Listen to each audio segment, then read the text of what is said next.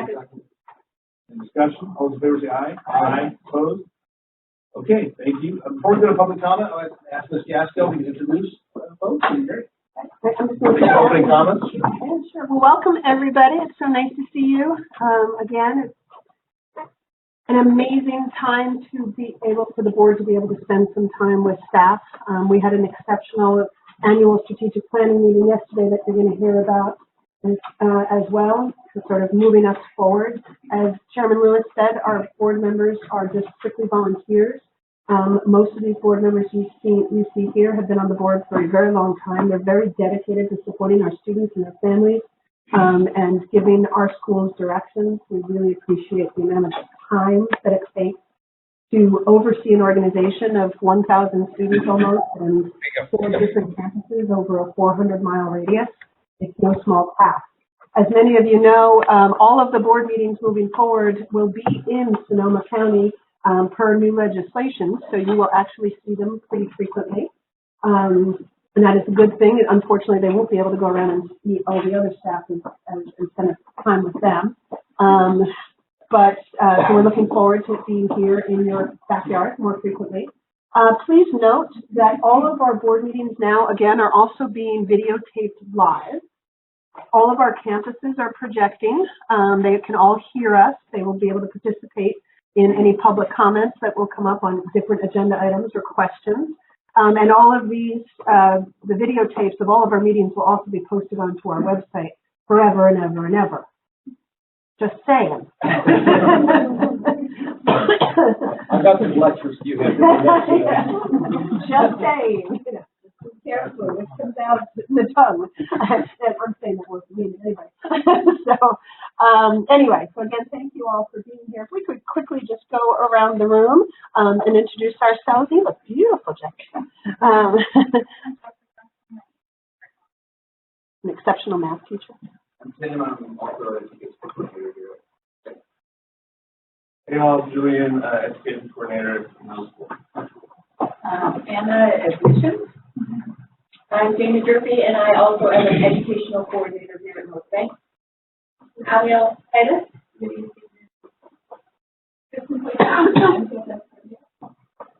I'm John Walton, for a long time. Yeah. Site coordinator here at North Bank. All dogs.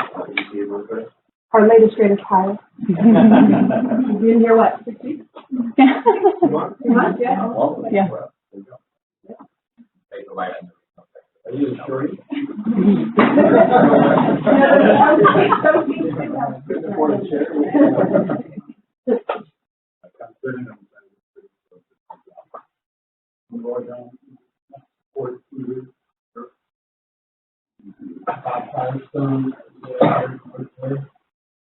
Education specialist. Education specialist.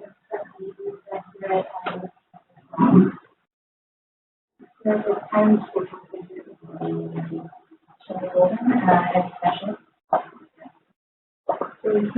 education coordinator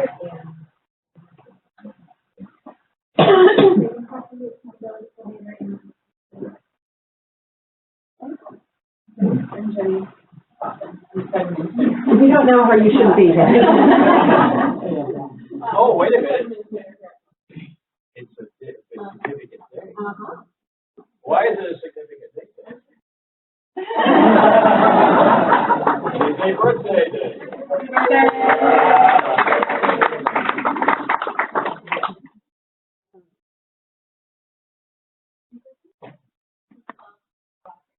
And our first employee. Ever. 10 years. I'm designing person. Liz Jones, Chief Business Officer. Tracy Lyons, Director of Special Education. Kareem Polson, Director of Student Services. And Jana Gaston, Executive Director. It's a lot of people. This is awesome. And very quickly, we will. Yes, I know. I'd like everyone to know this is our student panel that we will have instead of a presentation today, you're going to have. Wonderful. So you have one parent and 4 students on Saturday. Well, thank you very much. That's the highlight of our meetings, always hearing from you. Yeah, that's what you're terrific. Thank you. Okay. Okay, I'll ask if there's any member of the public that would like to speak on items not on the agenda. We have 4 sites, so welcome if anyone, welcome to Chico, North Valley, welcome to Corona Riverside, and welcome to San Diego and San Marcos. Is anyone interested to speak under public comment on items on the agenda, there or here? Okay, hearing none. And if someone was on their way to the microphone, please continue. We'll be ready for you. Then we'll move on to reports to the board. I would remind the board members there are many microphones here, so you mind yourself. Yes, sir. It's getting recorded. Yes, sir. Didn't have to say that, but I know better. Oh, you have to say that. Okay, our first item is the report of North Bay. We'll look forward to hearing from our students and parents.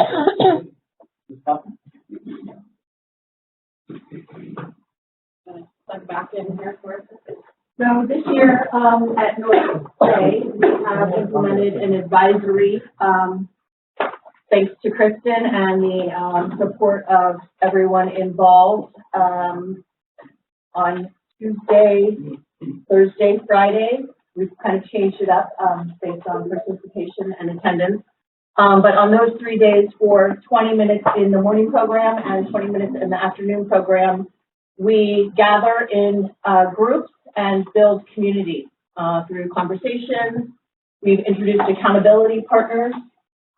We've gone over SMART goals. And our latest inquiry was why ask why.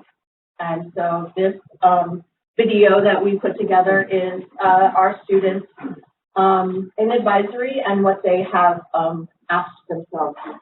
So, and just a brief introduction, not that so this is Dana, obviously, and Jessica, obviously, and I have them up here because they're the ones involved in advisory. I put it together to see what you're about to see. And we really wanted this year for our presentation on March Day. I'm always going to be like, Abigail, what am I doing wrong? We really wanted our presentation to be something that's really reflective of why our students are here. Because we feel like every year we tell you all the things we're doing, but we want you to see why they're coming to us and why they like being here and who they see themselves as our students. And so cover over the screen. there is not a cover over. No, you just have to hold the button down. Hold the on button, yeah, longer. Yeah, there you go. And so the first part of the presentation will be this short video that Jessica and Dana put together, but again, just to really stress the point, this was a group effort from elementary, Julie's elementary course, up through middle school with Abigail and Julian, up through high school with all the other ECs working together with all the students to create this little video, but more importantly, to have the conversation around why students are coming here, and also more importantly, how they can switch their narrative. So if they started with, well, I came here because I was excelled, well, that's what brought you in the door. Why did you come back again? Why did you come back again? And so that's a big part of what advisory, which is Kristen's idea, has grown to become. How do we help our students connect to each other, connect to their community of being here, learn those foundational skills that are so important to them both academically and socially, and then feel like they're a part of something when they're here. And at North Bay, the challenge is taking 80 kids on the floor at one time and working them into small groups, which has always been the root of what makes them special. And so this is one product of that. And after the video is over, I'm going to turn it over to our panel. And what we're going to do is I'm going to have all these wonderful people introduce themselves, their grade level, and then tell you their unique reasons for coming to students and choosing their school and what they like about being here. And then you get the 10 or 15 minutes that we usually present to ask them any questions you want to know about their experience here. And their one task is to answer you honestly. So, and to eat muffins before they leave. So with that, I will leave it to Jessica and Dana.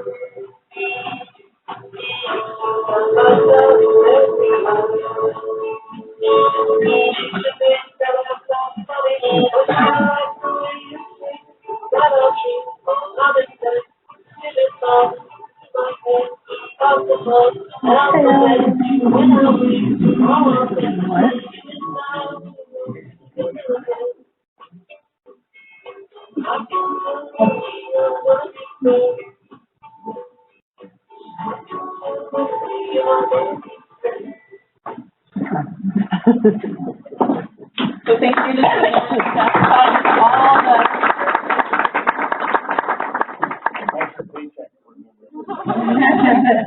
Amen to that.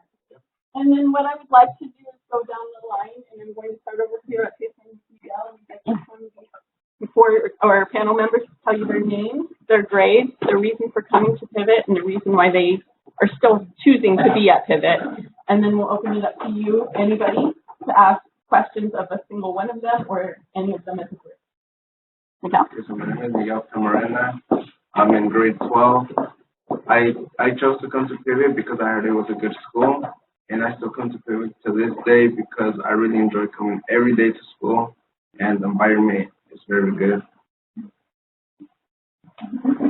Good morning. My name is Fernando Ramirez, and I'm a senior here at Pivot North Bay. I chose to come to Pivot because of the flexibility they offer.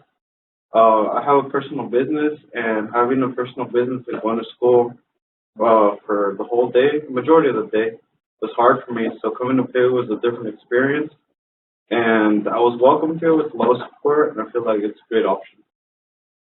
My name is Brian. I'm in 8th grade. I came to this school because I had relatives that came to school, and I was used to being in like private schools. I still come to this school because I get my work done, and it's easier and I'm more social here in school. I'm Sierra. I'm a senior. I came to Pivot because I couldn't find the education that I did at the public school, and I learned a lot of new ways to study and learn like whoever was learning. I still come today because I made like actual friends. I've never had friends, and so I can people that are teachers are a lot of fun. Hi there, I'm Natalie Stoltheim.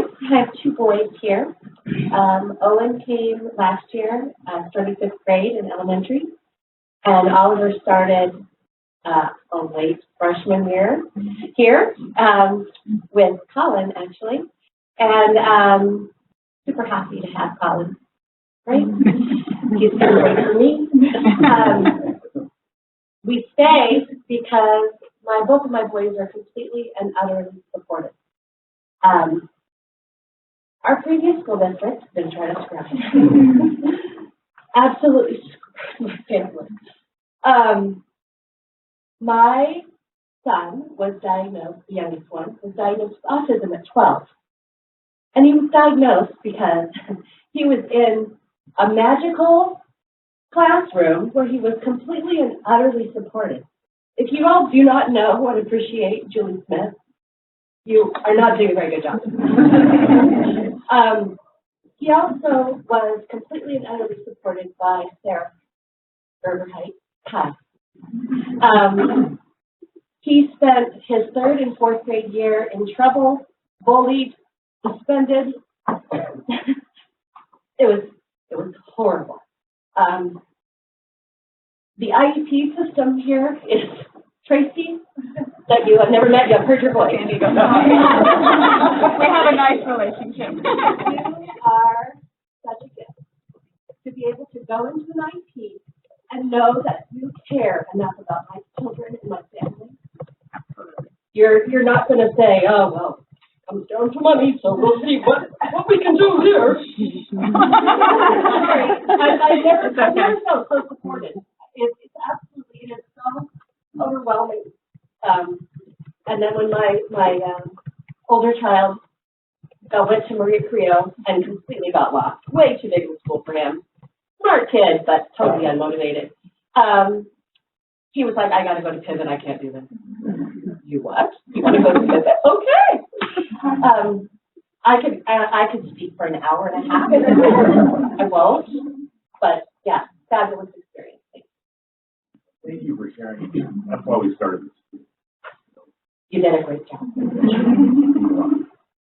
Hi, my name is Samuel Williams. I'm ninth grade at this school. The reason I came to this school was because I was kind of like doing bad in my other school and like not paying attention, getting in trouble. The reason I think I stayed at this school was because I don't know. There's just something about this school. It's a really good school. They good helpers. They care about you. They just want to see you do good.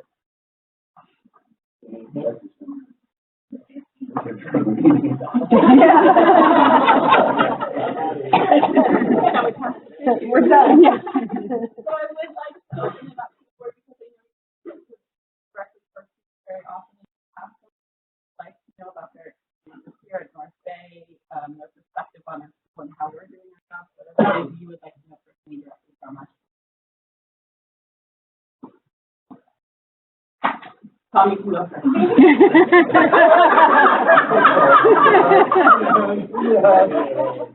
Never announce a woman's birthday. What have you Yeah.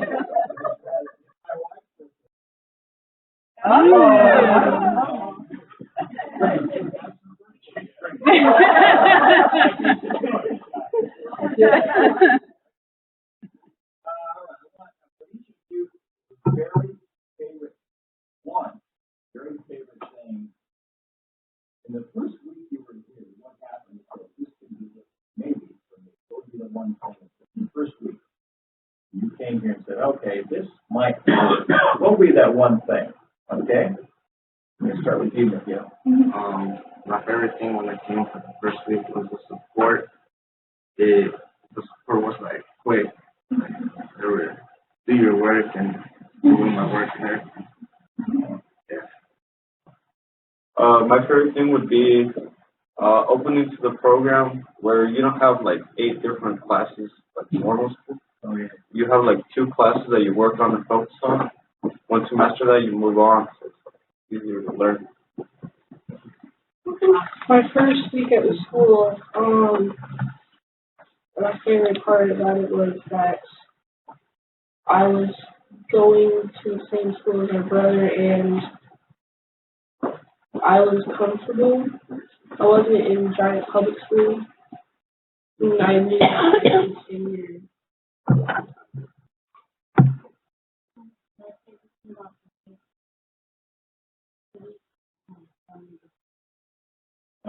It's a different atmosphere than other schools. Like when I went to public school, it was very much so soft and I did cliques and stuff, but I think it was just kind of one. I can clearly remember the second day of Owen's 5th grade year. He got in the car and I said, "Hey, buddy, how was it?" "Mom, they might like me. They might like me." Like, great. My first game I liked that Pivot. My first game was the amount of feedback they gave you and the amount of hard work they put into it. Somebody cried.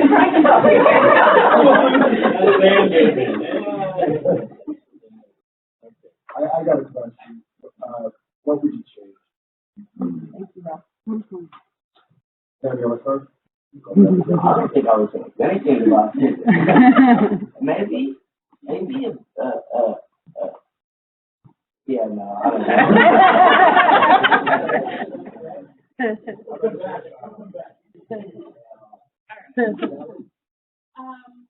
I would like to see things graded back. Sometimes things that kids get behind, especially my high school students, they get behind on a couple of assignments, and then it takes a couple of weeks before they get graded, so they're behind. That those red marks, are just glaring at the kid. I don't think okay, no big deal. Come on, it's done. But that's frustrating. Do the teachers give you chocolate to say that? No, I'm only kidding. I'm kidding. I'm kidding. That was on our list, yes. So they didn't have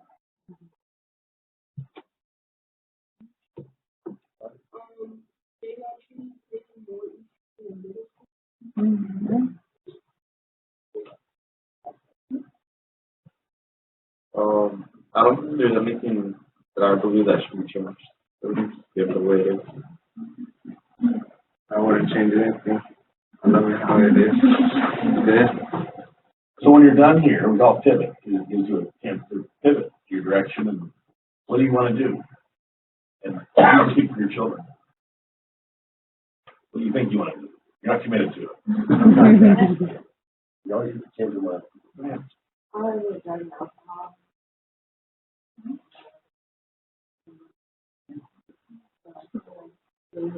That gives me a chance to get into start getting into college, and I'm taking a JC class.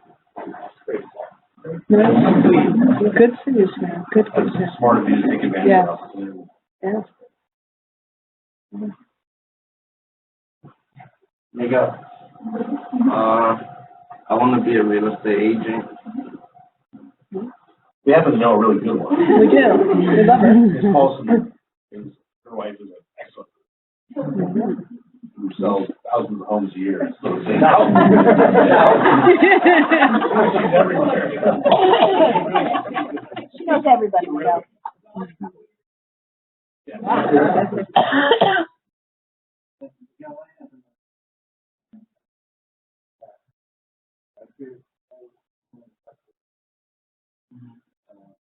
What specific sports do you recommend?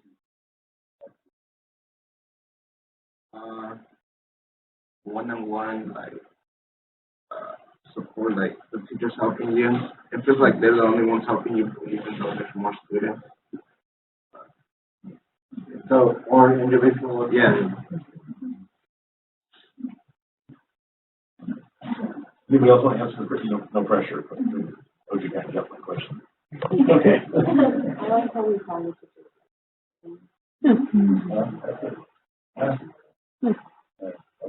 He makes us call him Dr. Albert. That's great, a little bit. That's good. You can call him.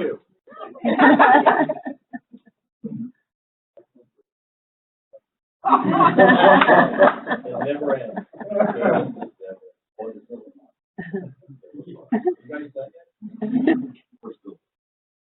I have a question. Fernando, what is your business that you have?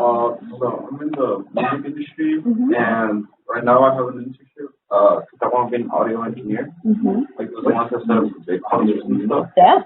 So I've been in that since I was 15, like working my way up and getting to know people. So right now I'm taking classes, or going to take classes with JC, get a certificate in order to keep on like getting better positions than what I am right now. That's awesome. Good for you. Congratulations. That's very cool. Let me ask, you don't have this question you should ask. We don't have an alumni association or a way to stay in contact with Pivot after you leave. I think the board's been very interested in that. Maybe too early for you to say. Is it something you'd want to stay affiliated with? Just an email once in a while or open house, come back to school, check in, or do yourself curious? We did something like that, kind of once a year, kind of alumni party or something to hear how people were doing and celebrate what you're up to. Would you be interested? Really want to try to keep in touch with you all. We're proud of you. It's fun to kind of see what happened there. We know you'll do well. Questions?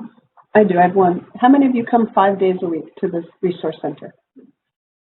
I used to. You used to, but you don't now because you're a senior. Okay. And you do. How about you two? You don't come 5 days a week? No, three. 3? And how about you, Fernando? 2 to 3 days. Okay. Perfect. Thank you. Well, thank you. You guys are awesome. Saturday with us.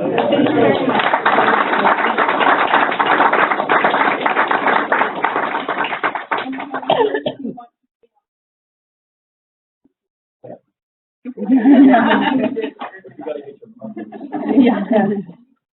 Thank you, guys. Yeah, I know. Yeah, the financial report. Grind your eyes like a financial. Oh, thank you. No. How are we paying from it?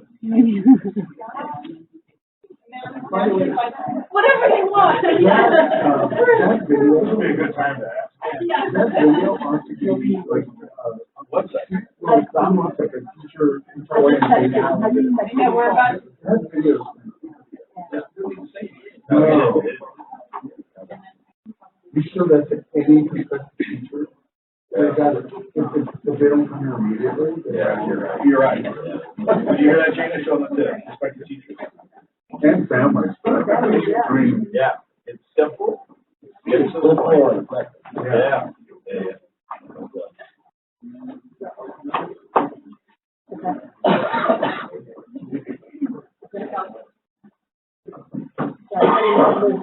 Just stick around over here now. No. Secretary. I'm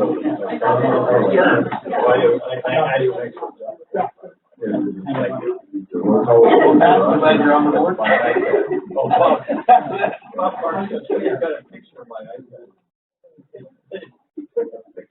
Right here? He's already got it.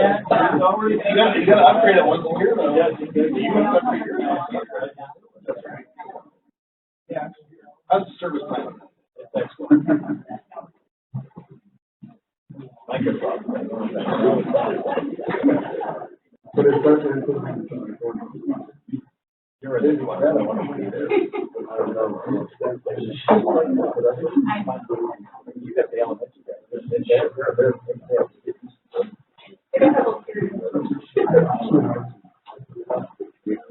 if you could write a piece that might even be better. It takes me to this restaurant. Oh, it's so good. You know the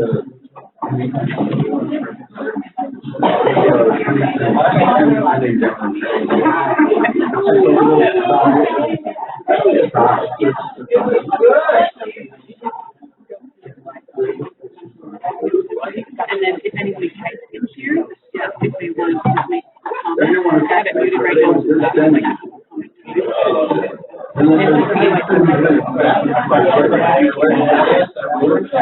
But yeah,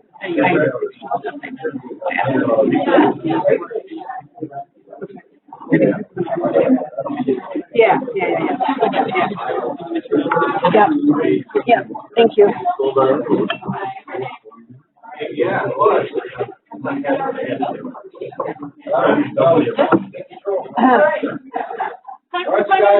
Focus. And just to get into the microphones you picked up with broad range of like area. So sidebar conversation. Okay, financial update. This is a big one. Obviously, January, we're kind of talking 3 different fiscal years in the same presentation. The final recap of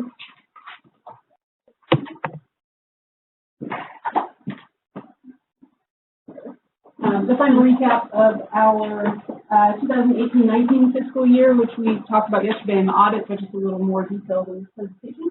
Then the current forecast update for this fiscal year, 1920, including how we're doing with enrollment in ADA, attendance trends, and things like that. And then we will talk now that the governor has issued his January budget proposal. We'll talk about the 2021 budget as well. Right into the audit. As we discussed yesterday, our 2018-19 audit was clean. No findings or weaknesses, anything like that. Great. What we like to see. A benchmark. Our budget was about $8 million, which is larger than it's ever been. I just kind of wanted to highlight that, as since I've come into the business side of things, it's gone from kind of like 6.5, 7 to 7.5 to up to 8. So we're, we still have been experiencing growth. As we discussed yesterday in strategic planning, we might, see this or plan to see this even, kind of, is this where we want to kind of stay in terms of the current scope of the school, the organization? We've got, an $8 million budget is kind of what we're expecting at this point. Our net income, we did have an operating income that was positive, about $221,000 organization-wide. Obviously, that's split up over the different sites. And our fund balance was healthy. But one note is that the Prop 39 Clean Energy Jobs Act funds, which are restricted for a very special purpose, that did make up a substantial portion of our ending fund balance. So we're going to talk about that a little bit more as we get into this year's expenditures as well. I just want to, we mentioned it yesterday, but there's two things here. One, we maintain 1 to 20% fund balance working in that area, and that's one thing which is important. And secondly, for me, important all of that, is having a clean audit, having been through this multiple times, that's rare, very rare in my opinion. So usually they come back with modifications, and they want to change their recommendations. So to do that means the efficiency and ability of the staff to make this thing work. We're in a business, so it has to work right. And for you as a leader, to make that happen and have it happen is an amazing feat. So you should not, this is a big deal. And I think as a board, we appreciate that because it's not a small thing. So thank you for that. Congratulations. Yep. I would also like to note that despite what I mentioned yesterday about having to issue a revised audit report, our audit firm has actually been very responsive at helping us head off anything before it happens. So we have a constant dialogue with them. It's a question of how do we code this? What are we allowed to spend these funds on? Or so during the year, as we're incurring expenses and all that coding is going on, that's what helps us to have a clean audit because they've already advised us on a lot of this. So we do have a very good dialogue. Liz, you may be going to speak to this in the presentation, but can you just speak to the LCFF funding and it's being gradually implemented since the initiation of LCFF and where we are currently with that funding model so the board can understand historically we anticipated the continuing funding into that model? Yes, and we'll actually see little snippets of LCFF through all 3 of the fiscal years that we talked about. So in prior years when LCFF was first sort of, started, the state could only fund, certain percentage of it, and schools were underfunded. We had a, financial and economic crisis, starting in 2008. And so over the past many years, the state has been making these large increases in terms of the funding per pupil. So we were, trying to close this gap to where they wanted to fund, per pupil. And so we had these big jumps every year. We have reached now, last year, fully funded, what the state considers fully funded. They have reached their target of per pupil funding. So the forecast now, as we go forward, essentially is just a COLA every year. So it'll be very, moderate to minimal increases in per pupil funding for our standard, largest pool of revenue that we receive. And I just think it's important for the board to recognize that as we look at decisions going forward, that our revenues have reached their LCFF funding, state maximum, and so our decision-making based on the governor's forecast, which is at approximately a 2% COLA for the next 3 years. So I think it's just an emphasize clearly a consideration that we would to forecast decisions, especially having to do a multi-year protection.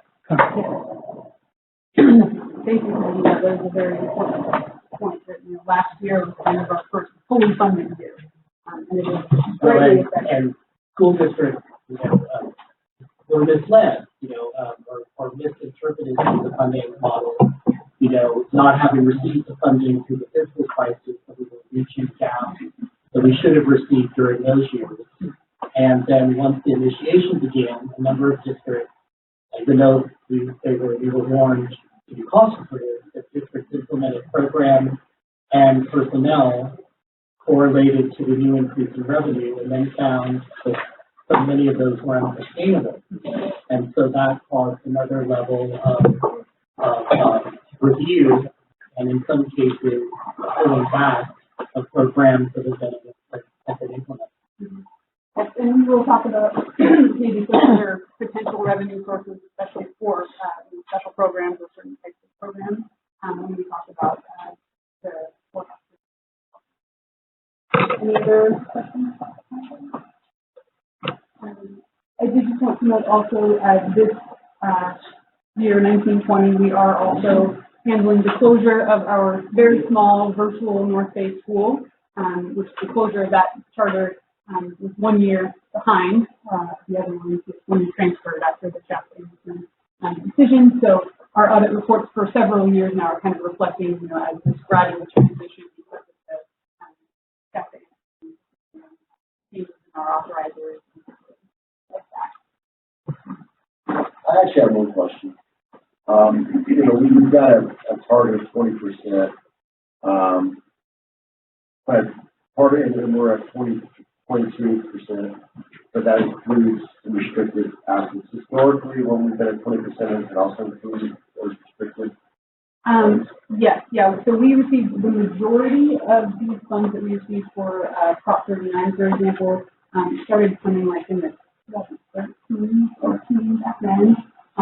We did receive some more funds more recently, I believe,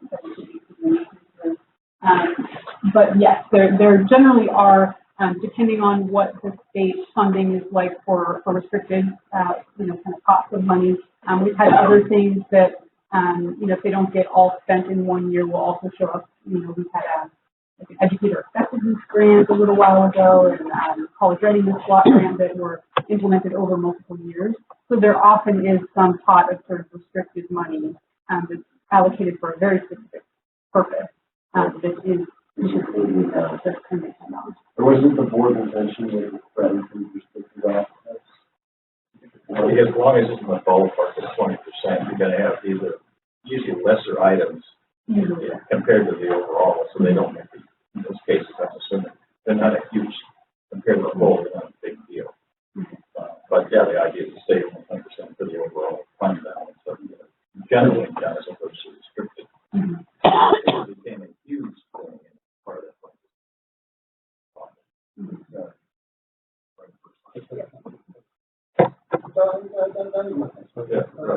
Yeah, but part of the fund balance is restricted. That's right. It's the funding that is not available.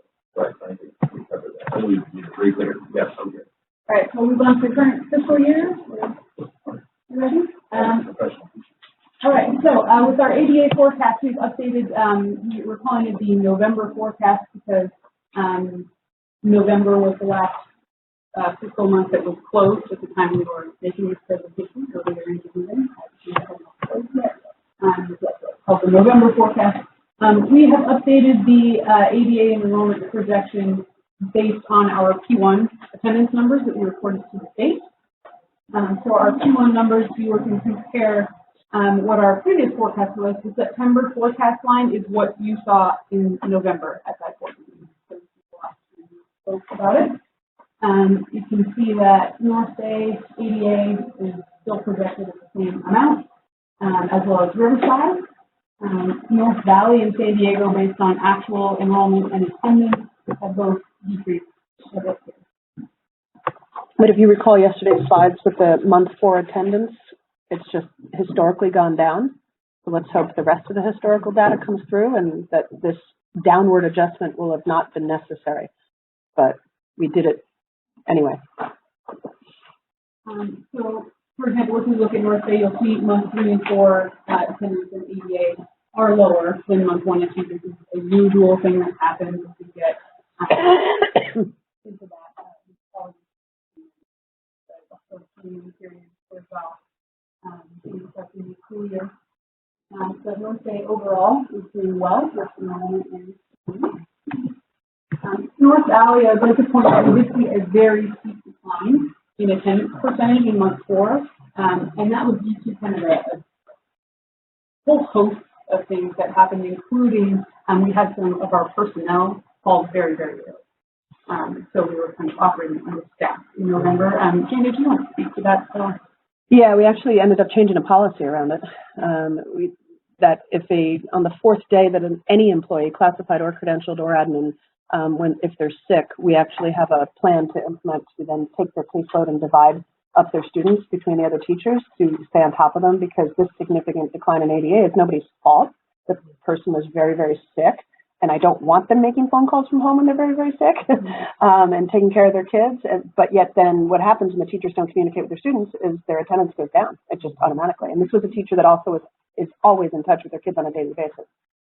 So that attendance went down, and it's such a small school site. One teacher's caseloads just tanked their budget. Again, no one's fault, but we implemented this policy that on the 4th day, we divide the caseload, and everybody else started calling the kids.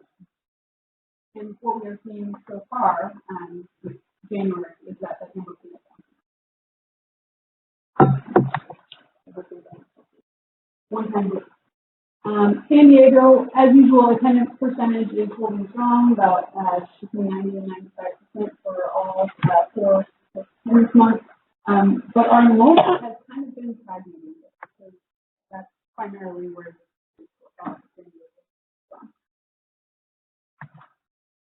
the Riverside enrollment has actually been doing pretty well. There's some healthy increases there. Attendance percentage also staying strong. Riverside has had a strong year so far. Right. So with all of those changes to the ADA forecast, as you know, ADA, enrollment, attendance, those are our primary drivers of LPFS revenue. So with that updated forecast, where we decreased our ADA projections, that results to quite a bit of a decrease in revenue. This is, I would say, a conservative projection. We always want to be very conservative, and I'm guessing that in actuality, the amount of decreased revenue will be less than that, but we want to make a very conservative forecast based on what we've seen so far. So we were able to find savings, to kind of offset that decrease in revenue. Some of them are things that are ongoing, such as the personal and long-term interest and depreciation. That is for the Riverside facility project. So just as we go move forward and see when our expected move-in date is, those costs get pushed out a little bit so that we're having some delays there. So we currently have that forecasted as, I believe, it's June move-in. We previously had it forecasted that like February. So. Well, actually, we had previously had a forecast of August, but yeah, well, no. But in November's board meeting, I think we had February. Yes. Kidding. So to highlight some of these, this is a mix of the decrease in LPFF funding based on the consistent ADA for the forecast. The huge majority of it is LPFF, that's what primary coming for, but also state fed and lottery funds are based on ADA as well. So there are corresponding decreases there, even though they are smaller. The savings, cost savings that sort of balance that out are primarily due to conservative projections that we made at the beginning of the year, such as replacing a lot of computers and things like that, which are actually doing okay and don't necessarily need to be replaced this year. The staff have been very good at maintaining the equipment, so we're able to find some savings there. Our revised travel and training schedule in the fall actually saved us quite a bit on travel, so that was very helpful. Our districts, our authorizing districts and county offices of education, we did not set up any specific consulting contracts with any of them, so that was a cost that we had forecast that turns out will not materialize. We did have to increase, actually, the one red note on there, one increase the cost is for legal. Because of all of the legislative changes that have been going on this year, our attorneys have been very helpful at helping us stay proactive so that we're complying with everything immediately as soon as everything goes into effect. Lots of changes went into effect January 1, and thanks to Executive Director Gaskell and our attorneys, I feel like we've responded to those quite efficiently. One of the biggest areas, just on a note on that, because it's not in my presentation, lots of changes to enrollment and students we have to take priority-wise and how to take them, and homeless foster and unaccompanied youth, and a lot of questions we had around that. We spent a lot of time on the phone with the attorneys.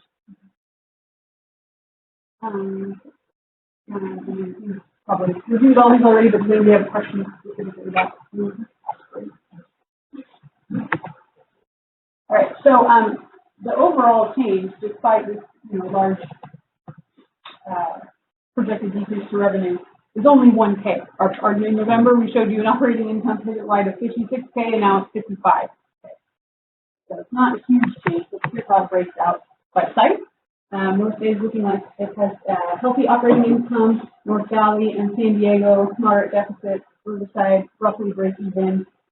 This also does include the Prop 39 payback, which we spoke about. So that is a one-time expense, and we have included our highest estimated number of what it would be in this current forecast.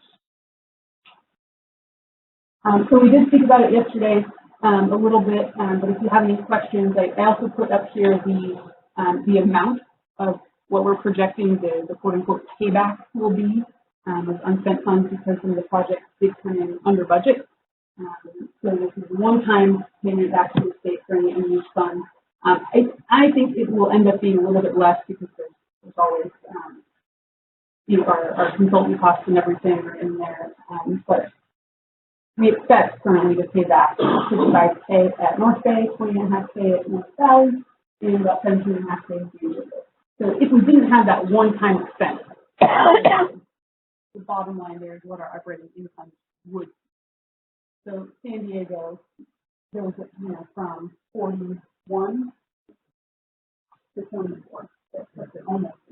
And North Valley ends up roughly breaking. So it is a substantial, 93.5K total pivot-wise. And Liz, when are we going to know for sure? When are all those invoices going to be paid? Part of it is just the coding. We need to work with our auditors and the Energy Commission to ensure what is allowed to be depreciated versus not, things like that, because there are lots of costs associated with these projects. Will we know by March? We should know by March. Okay. Most of the projects are near to completion. So and they varied from solar to lighting to what else? HVAC. HVAC. Cash forecast, as we discussed in November, there's a large drop in the beginning that we knew was going on. It just kind of the scale of this graph a little bit. When we closed the North Bay virtual school, we had to pay back the excess revenue we had received there. So overall, once that was done starting in September, we're seeing a pretty normal tax curve cycle.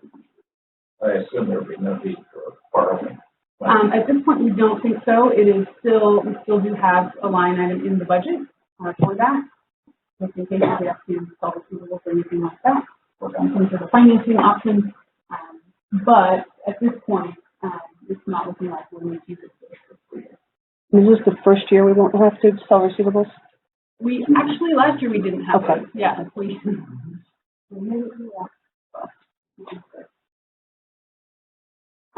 I also did want to put this in.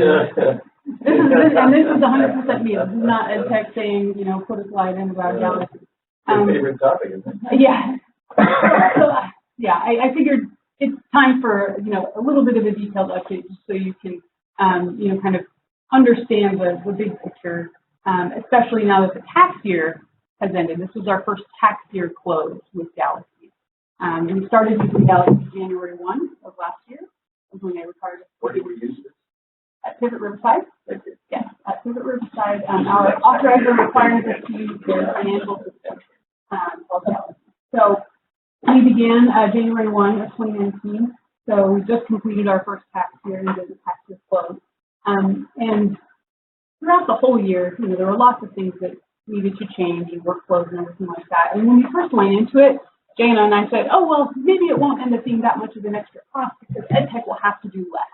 But as it turns out, it actually makes more work for EdTech. So when we were thinking of, can we find savings there? They have a contract renewal coming up with us for a few years. And when we looked at it, we realized that they actually spend more of their staff time supporting us in Galaxy. We have a lot of things that are taken outside of their normal workflows, so their normal payroll runs and everything like that. Now they have to be entered manually by an accountant, apart from all of that stuff. So there's just a ton of extra work that they have to do to manually enter all the data into their system so they can combine it into our pivot-wide forecasting financial system to you.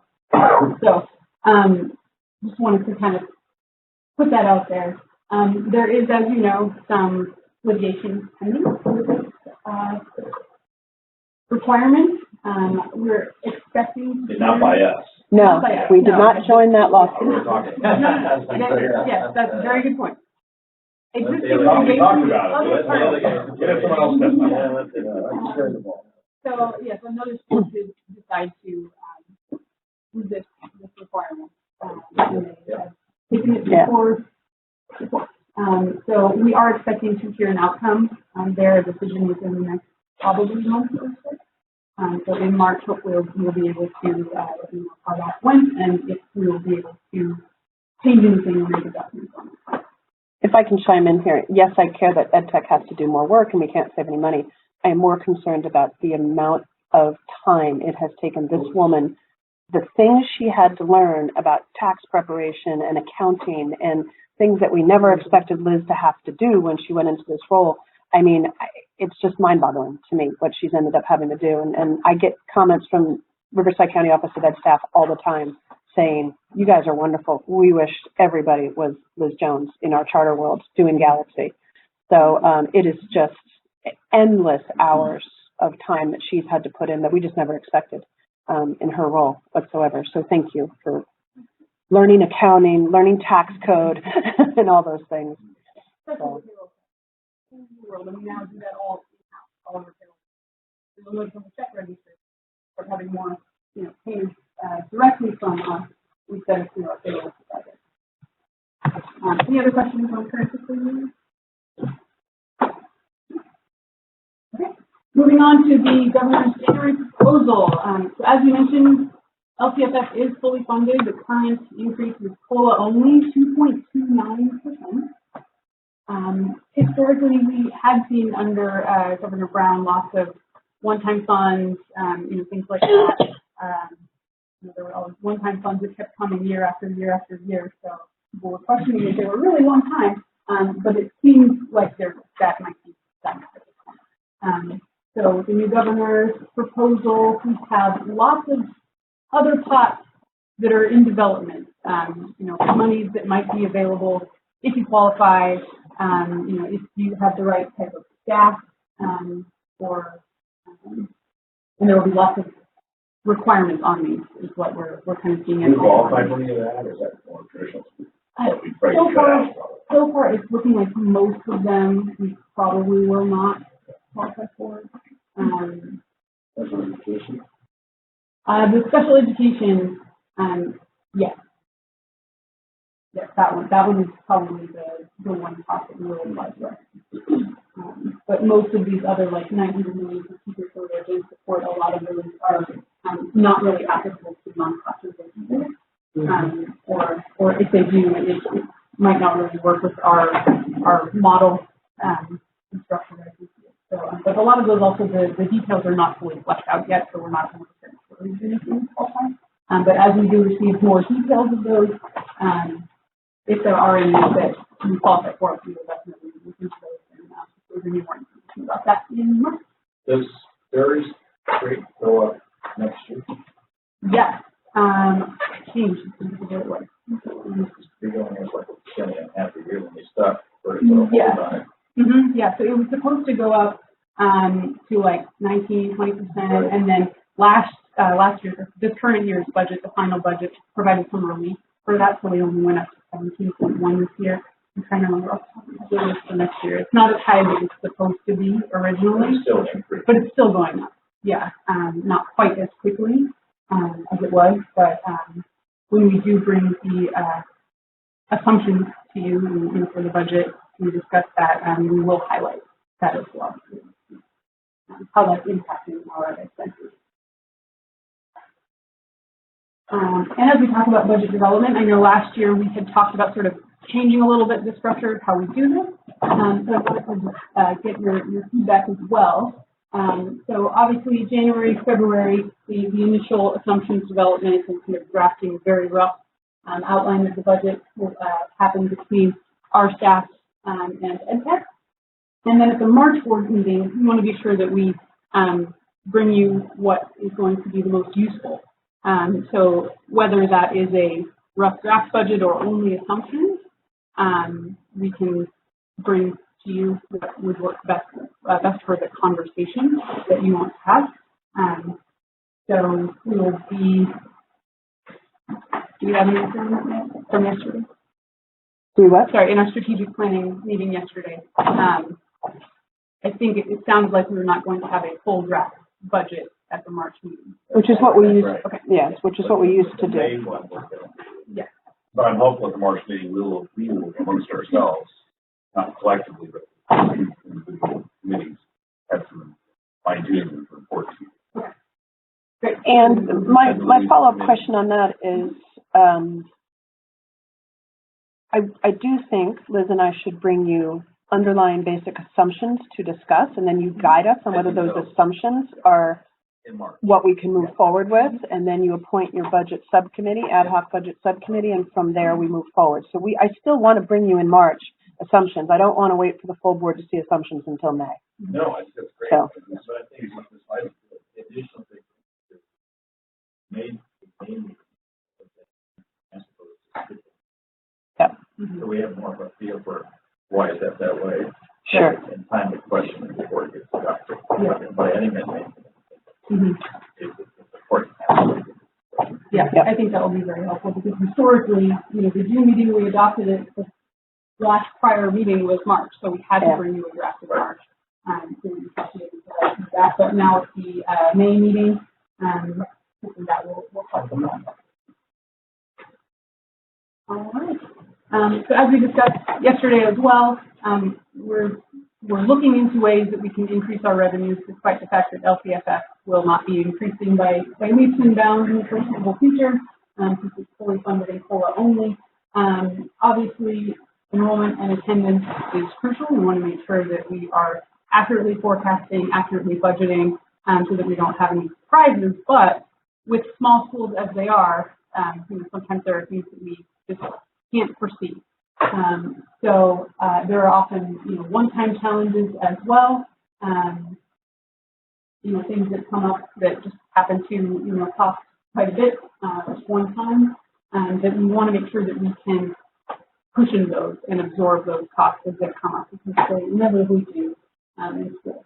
So we're looking for ways to hopefully increase revenues at each of the smaller civic schools that are about 40 to 60K, whether that's through pursuing Title I funds, which we have not done to date, or things like Medi-Cal reimbursement for special education.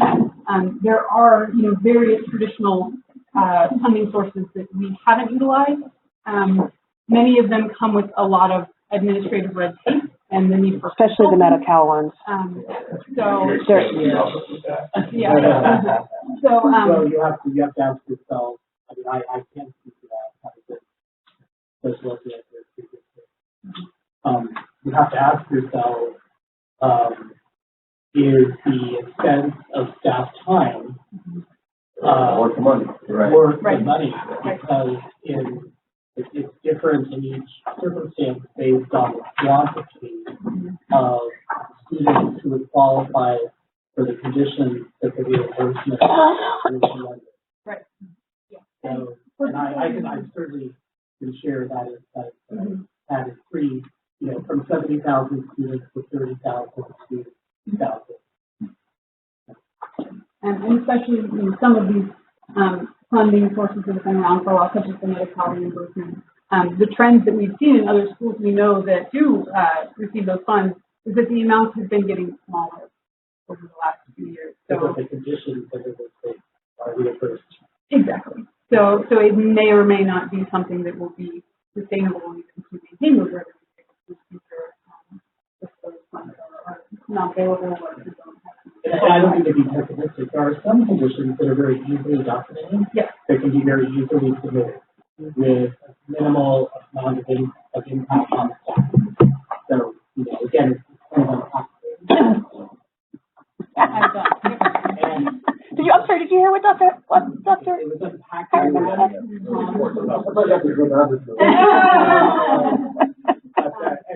have gone to correlated Title I has that same condition because there are very restrictive ways in which Title I funding can be expended, and it also is tied to personnel costs and programmatic costs.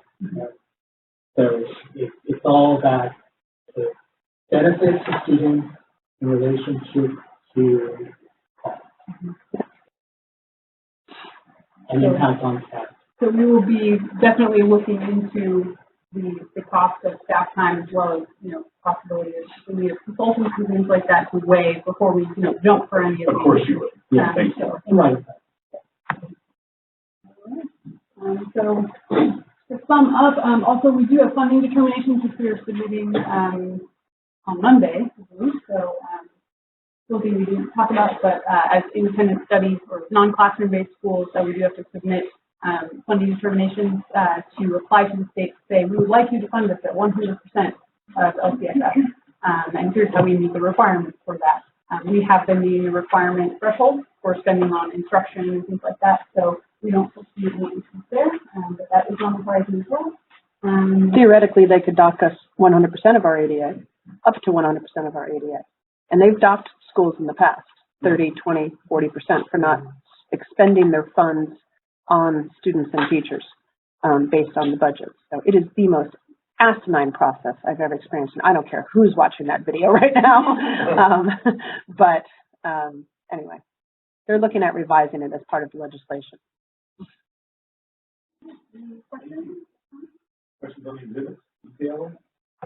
This is a good job. Appreciate your continued stewardship. Thank you very much. Thanks, sir. Okay. Any other good on the financials? Great. Look forward to the board digging into that in the next few months. Remember, we'll look out for direction. So Jana, we'll move on to your report, and also if you can include at some point in that a quick recap on yesterday for the board or what you heard, and for a few board members of today. Sure, and staff. If I could just uber summarize it, our primary focus was on how can we become a better version of ourselves, knowing that this is who we are now. And I met with many of you all last on Thursday here at Immerse. And what does that look like? And really, it was a huge focus by admin teams that are here from afar and also locally, and mostly the board driving this on how we can support teachers.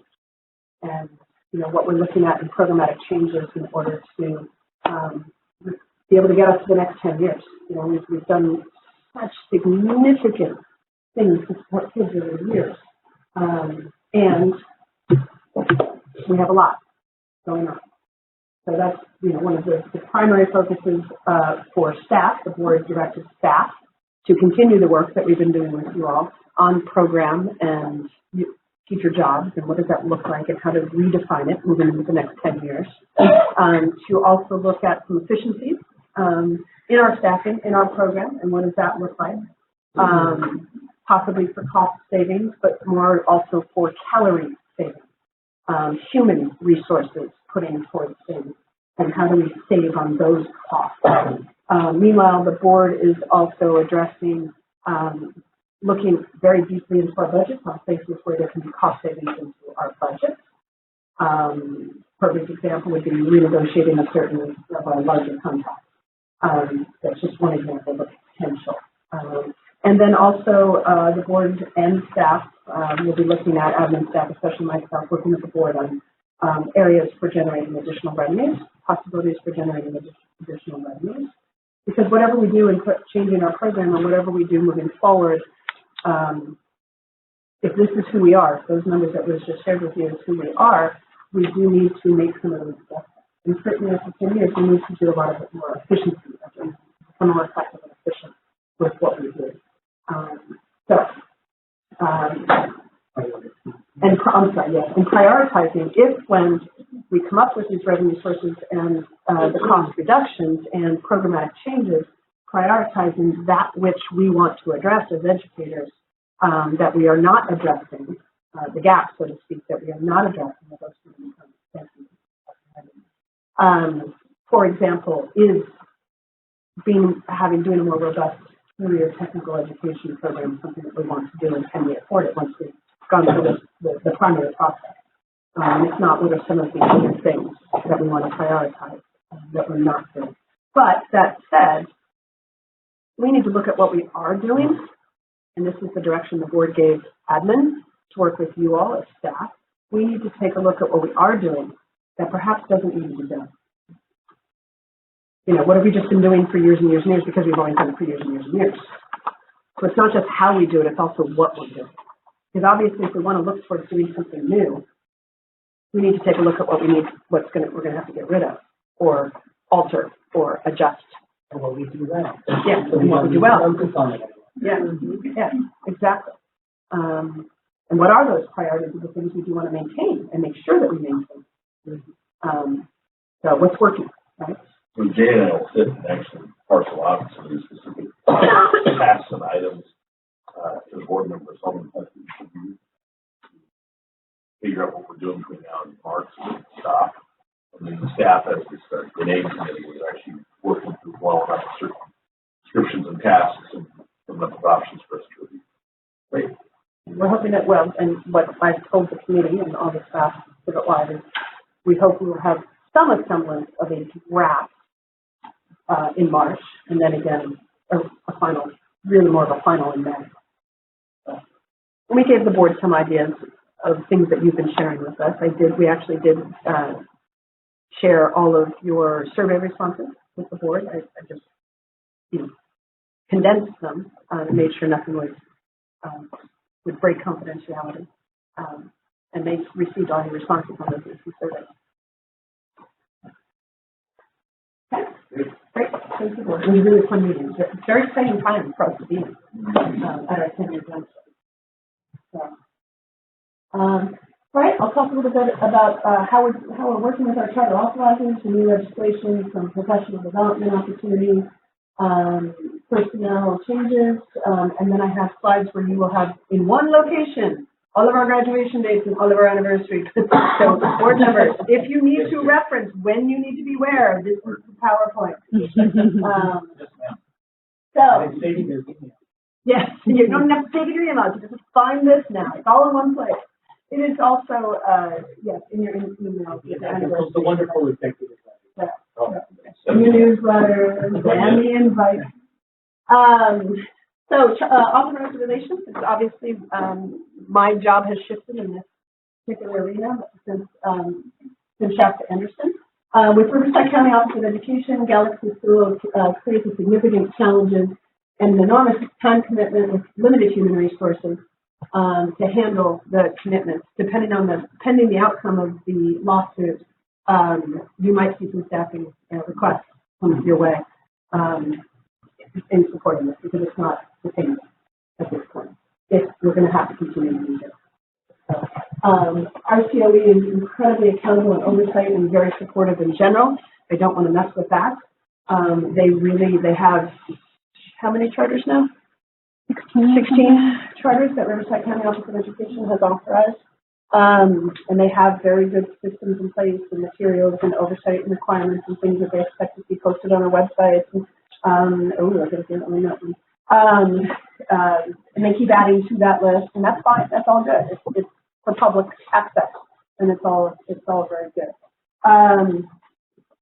Up in Butte County, I mentioned this briefly yesterday.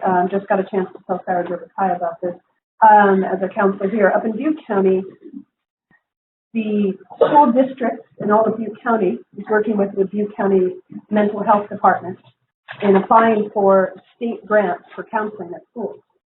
And my counterpart, my up there, and I told you we meet monthly, all of the charter leaders up in Butte County. And one of the gal that runs the group said, you know, we charters need to get in on this.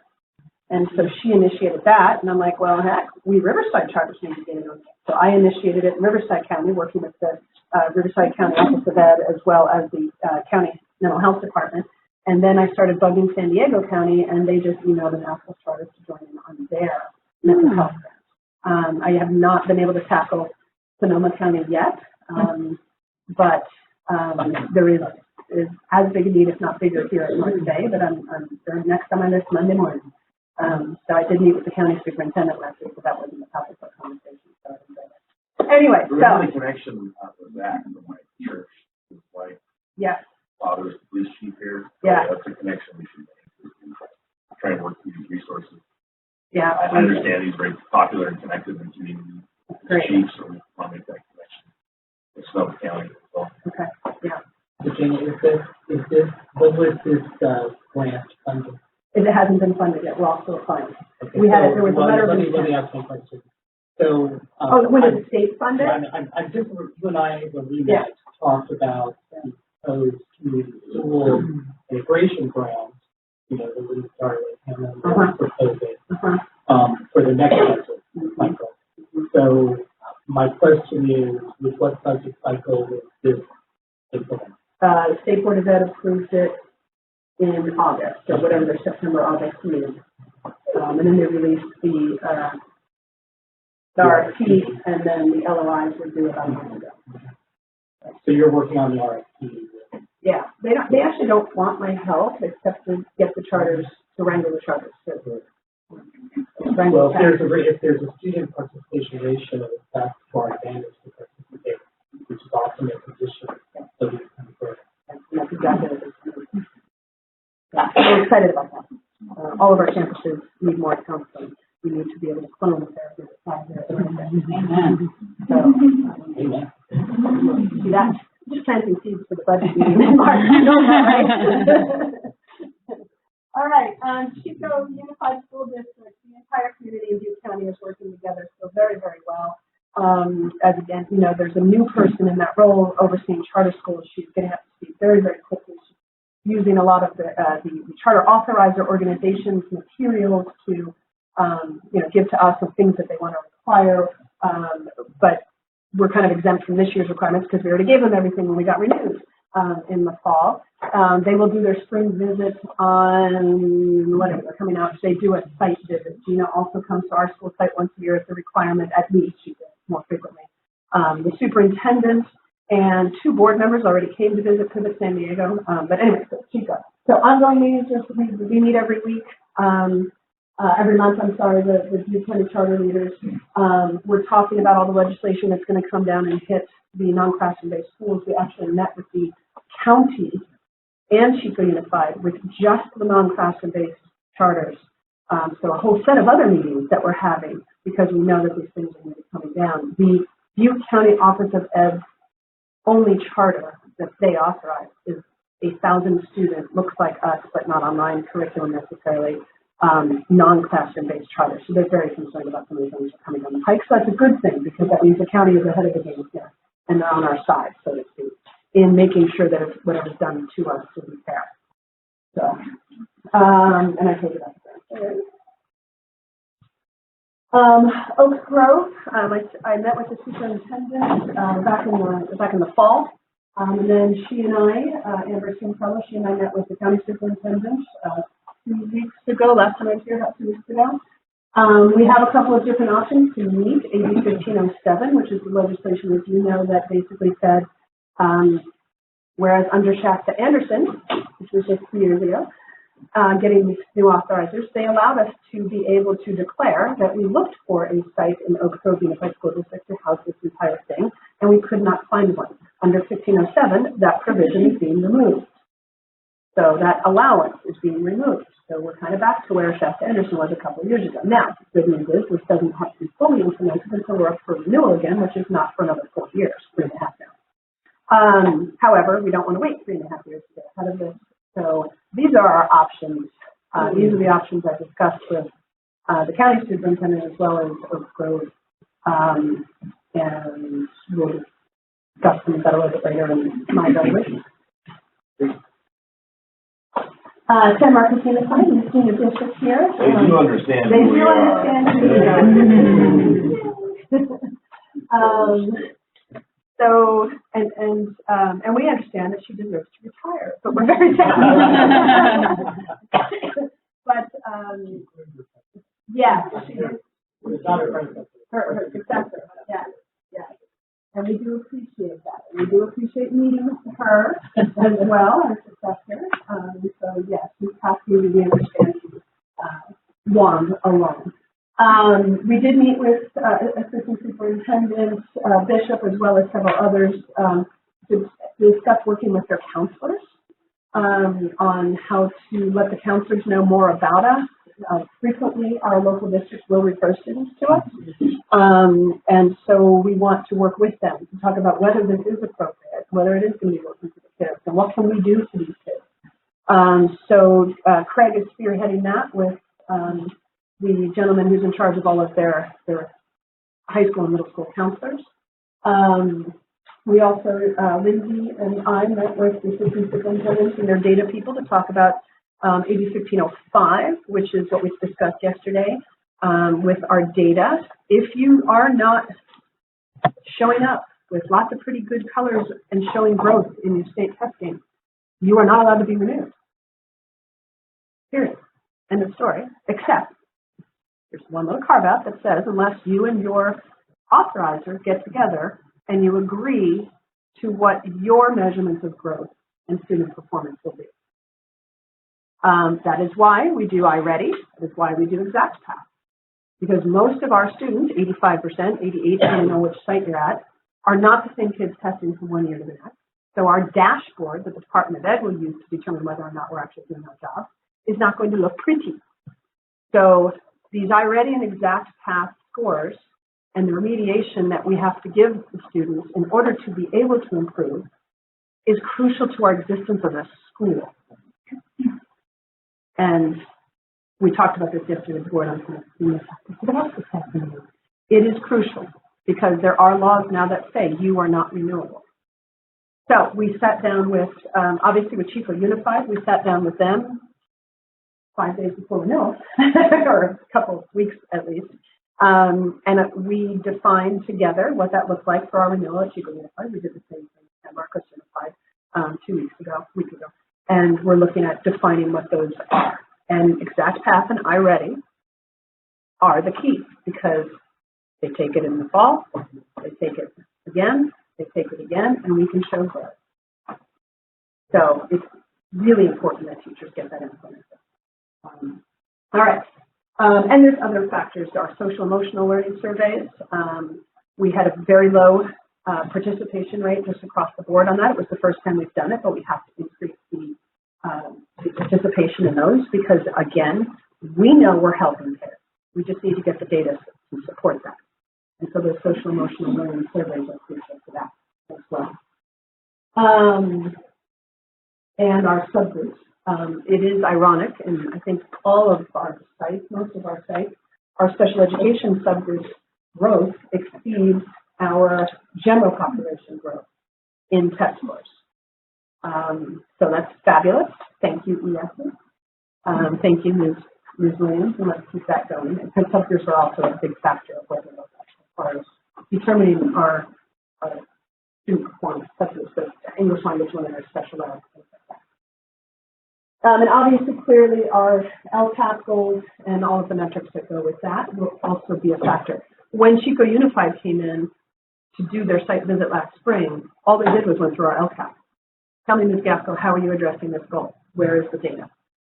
And we went through it and sat in the North Valley site with 7 staff members from Chico Unified, all representing different departments. And they're like, okay, tell us about this thing. This is my department. I want to know how you do this. Improve it. So, and they use the LCAP as the foundation of that. That's kind of not typical. It's kind of not typical, but that's what they use.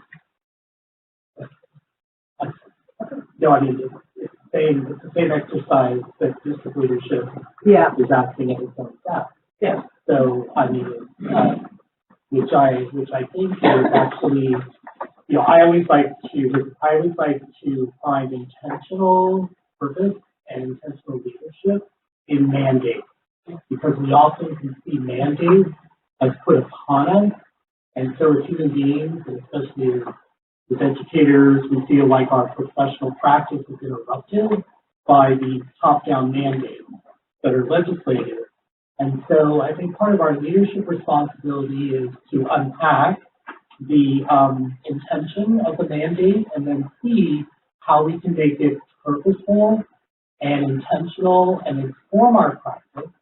And what you're speaking to, I think, has really strengthened Pivot as an organization, because it's helped us both reflect and it's helped us implement systems of accountability that at the end of the day inform and drive our instruction and help us to better serve our students. Absolutely. And to add to that, you just made me think of one of the other metrics that we didn't even talk about, and that is credit completion.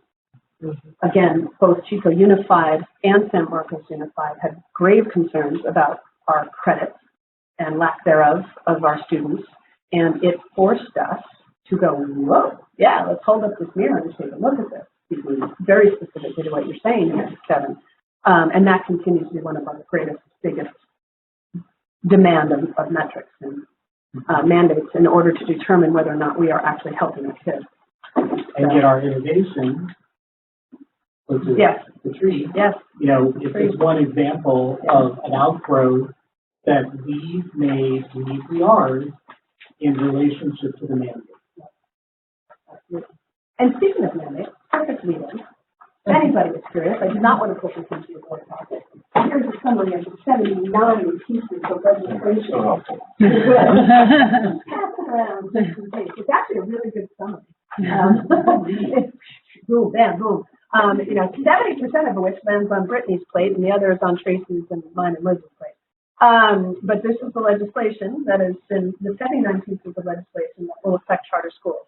We literally have to change what we're doing 79 different times, at minimum, because some of them have multiple changes within the legislation. No different than the districts. You understand, this applies to all districts too. This was not charter legislation. 1505, 1507, 126 were all charter legislation. This is just legislation that affects all public schools. So it was a huge legislative year. It's frequently a big year. I mean, legislation, but this is one of the biggest in the last decade. And the changes are just mind-boggling. That makes sense. Can you delete that? All right. Any questions on 1505 or 1507? Please. We talked about them before. This one. Those were the charter specific legislation. Professional development. As a result of a lot of the negative marketing, for lack of better terms, negative opinions about charter schools that led to 1505 and 1507 and 126 that had this recording meeting before we had them here in Sonoma County. Many of us who have been in this business for a long time are looking at, you know, what did we do wrong?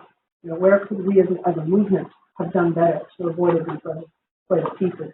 And part of that is we have always, as a movement, said, yes, we're public schools, but we're charters, right? And you're you, and you're traditional, and we're charters. That's just dumb. That's just shooting ourselves in the foot. And It bit us in the butt, right? Because as many of you teachers know, you have friends in collective bargaining units that have all this false information about who you are as a charter educator. You know, oh, you don't do special ed. You know you don't. You counsel out. You don't like kids. You know, you only clean the crop. You don't serve needy kids. All this negativity, but there's a lot of our colleagues. I'm an educator. I'm a teacher first, right? I'm a charter person second. I'm an educator first. And a lot of our colleagues believe that couple. And it is up to us not get mad at them, but to prove them wrong. And to stand shoulder to shoulder with our fellow educator colleagues, like we do with our authorizers. But I can guarantee you there are teachers in our authorizing districts that believe that we cream the crop and that we don't educate them and that, you know, this is a credit mill because it's online and all those other falsities that are out there. It's up to us to combat that. And so, as such, we're joining all of the traditional public educator professional development organizations. Not something that we have generally done, ever. By we, it's not just Pivot, it's not just me, it's the charter movement. I am presenting at the Small School Districts Association conference on charter and authorized organizations and best practices in charter and authorized organizations. I'm with the Butte County Office of Education, Core Butte, and then also the executive director of the Small Schools District Association. The new one, he just came on board, is Tim Taylor, who was the former superintendent. It helps that he's at work.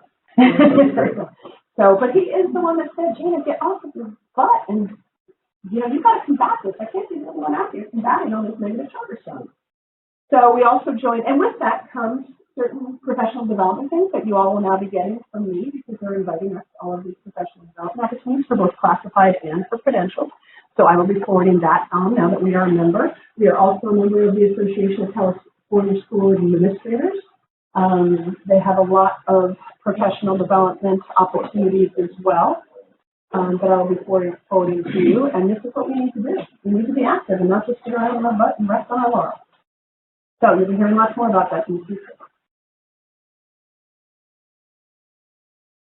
Yeah, we're going, and then in April, there's a bunch of us going to the Access Association, California School Administrators Association down in Reno. With a stop at Shana's house on the way to Reno. Well, and Access has having been a member for 30 years. Yeah.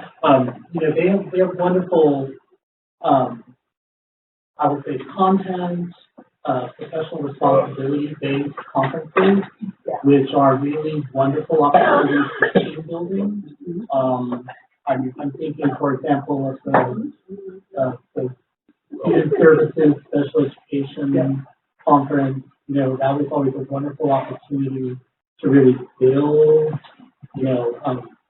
build infrastructure and get professional development, look for new opportunities for service models, but also then provided we would go with the team. We didn't send just the administrator. I want to clarify that those professional development opportunities are open for all staff. So the teachers are also welcome to attend conferences and professional development sponsored by Access, as are also support staff. Yeah, they have a bunch of classified support staff training. So it really can inform, there's such a partnership between all of us to implement any program. And so therefore, you can go with a team and learn collaboratively about your shared responsibility for reaching one outcome. No, I'm impressed with, it's like y'all, professional development organizations, city managers. I just want to add the politics of it. Superintendents are a major part of that group, but they're not a separate group from it. But that part of it alone gives you more credibility when they see that we're showing up that they're a member of the group or whatever it happens to be. So they can see that, and that's a big deal because they're the rubber that hits the road in all the school districts. So they're going to say, oh, they must be legitimate. We should be part of the outfit. That's important because these guys also will dictate some degree what boards will do. So I think that the politics of it is huge. Potentially huge. I hope you get the service out of your professional association that I get. I will let you know. That is the staff person. Yes, she's executive director. I get great. I will let you know. My counterpart from Corview Charter, the Intelligence School, it looks like that's authorized by the County Office of Education. She just went to the AXA workshop, conference that was down in Las Vegas this last week. She wanted me to go. I said, sorry, I got my board, right? And there were 4 breakout sessions, kind of how to kill your chart. Going. And I said, Mary, you sit in the front row. and Mary's a lot like me. She would have no problem sitting in the front row. So it's good. It's good that we're getting out there and being able to say, hey, look, we've got the most amazing educators in the world also working at a charter school. They offer open positions for presenting workshops at all the conferences. Yep. So it's a great way to showcase what you're doing and also be the voice of initiative. Exactly. That's what the SOP I mean, we did it in Newark Unified around LGBTQ inclusion because there were state bills passed that were adopted in Ed Code, and districts were not adopting them into their board policies because of social pushback from their community. And so we really worked around both the legislative, the academic, as well as the legal responsibilities to implement those board policies under Ed Code, and basically created a pathway for districts that are inhibited to do that. Sure. So I think that's a good example. Yeah. Lots of work we can get done there. If I could duplicate my get an 8-day week, that would be great. So we did, just on personnel matters, we did 3 FTEs and 1 part-time ed specialist and 1 program monitor have left Pivot this year in 1 year. And makes me sad, makes me hold up the mirror and say we've got to make some changes. And we talked about this a lot yesterday, what to do this meeting. I did conduct exit interviews with 3 out of those 5. We are interviewing at North Bay to replace either 1 or 2 credentialed teachers. There's not a lot mid-year, but the 1 or 2 that we've been able to hire mid-year was Colin Wizard, have turned out to be awesome. So we are hopeful that there's others out there. We have 60 students on the wait list here at North Bay. They do not have any teachers to give them to. All their plates are full. They feel it's over. And I want to speak some of those things. As we talked about yesterday, we had Pivot San Diego teachers and Pivot Riverside teachers stepping up to the plate to serve some of the students that are overflowed here in virtual. We've already actually hired to replace the educational specialist down in Riverside. He was our substitute for maternity leave. Brooke was not on maternity leave. She had her baby, by the way. And he worked out so well. I said, hey, Trace, what do you think? And she's like, really? But, you know, the bird in the hand, right? And he is awesome. So we did have replaced him. We have some wiggle room on special education. And that's about it. We already kind of covered it. So any questions on it? We talked about it. Graduation date, June 3rd. Note that this is a new-ish. It was announced in November, the new date, but it's not what we announced in the fall. So a new-ish date for the graduation date. This is no longer going to coincide with your board meeting here in June. So there will be no full board at graduation unless you tell me otherwise.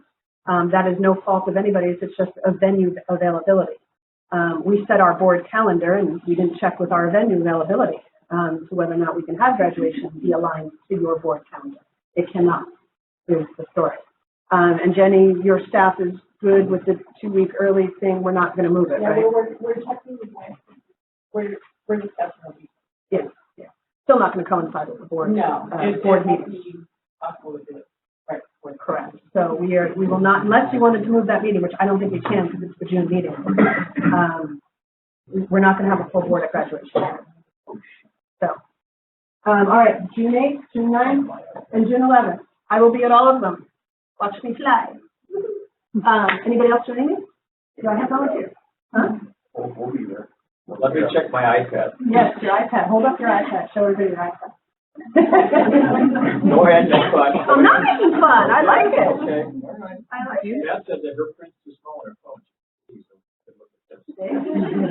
Okay, go ahead, and then Bob's got a picture of it in his office.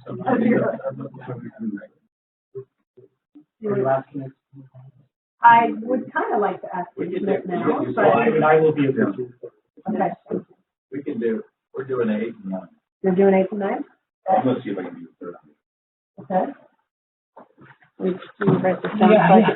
And I'm going to email this out to you if I'm asking you to do it. So, okay. And do we have anybody going up to North Valley? Are you available on the 11th, OJ? Yep. Okay. Good. Our board meeting is the, what is that Friday? That is the That's Saturday. Saturday the 6th. You know, like at 4 o'clock, right? Yes, all of these are roughly around 4 o'clock. And our board meeting, the board will come in on a Friday night, have, that's the 5th, and our board meeting is on the 6th. So, yeah, so it comes to running around. That is on the 15th, 6th.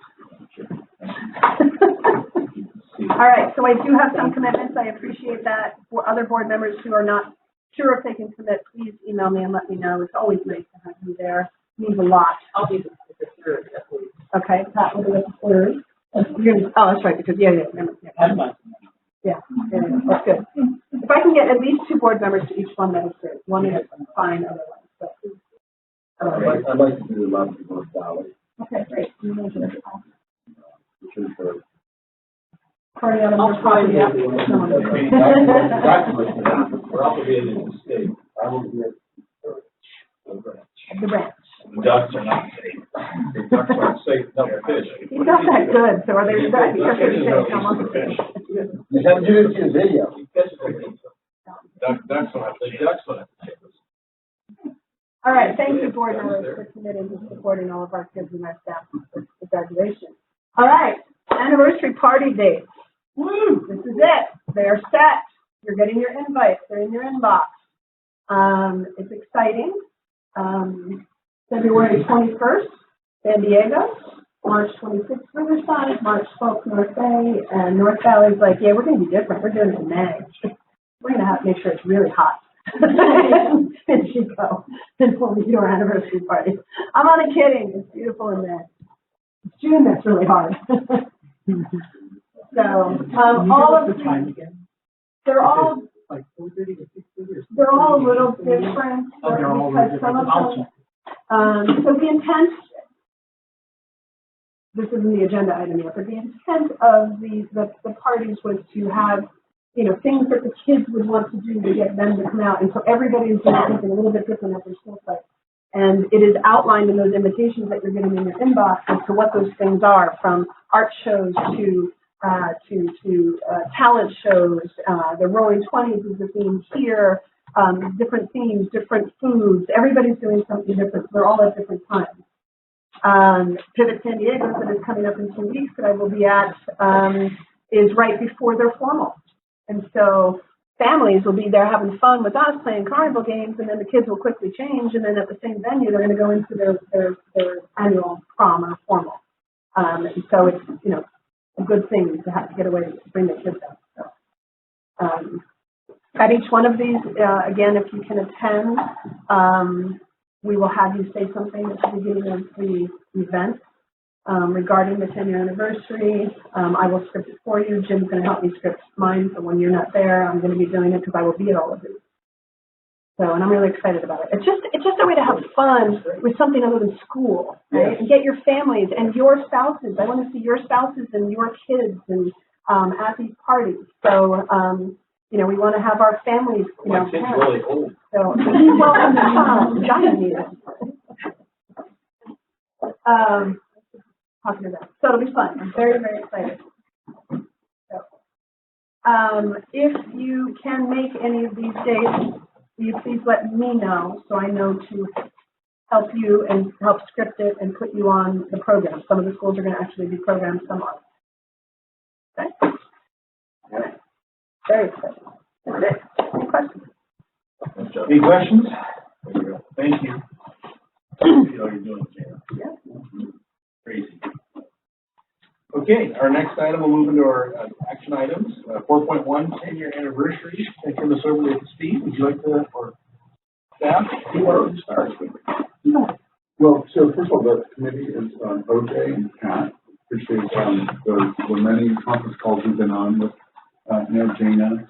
The staff at all four sites has been fantastic, putting together some really cool programs that we're starting to learn more and more about.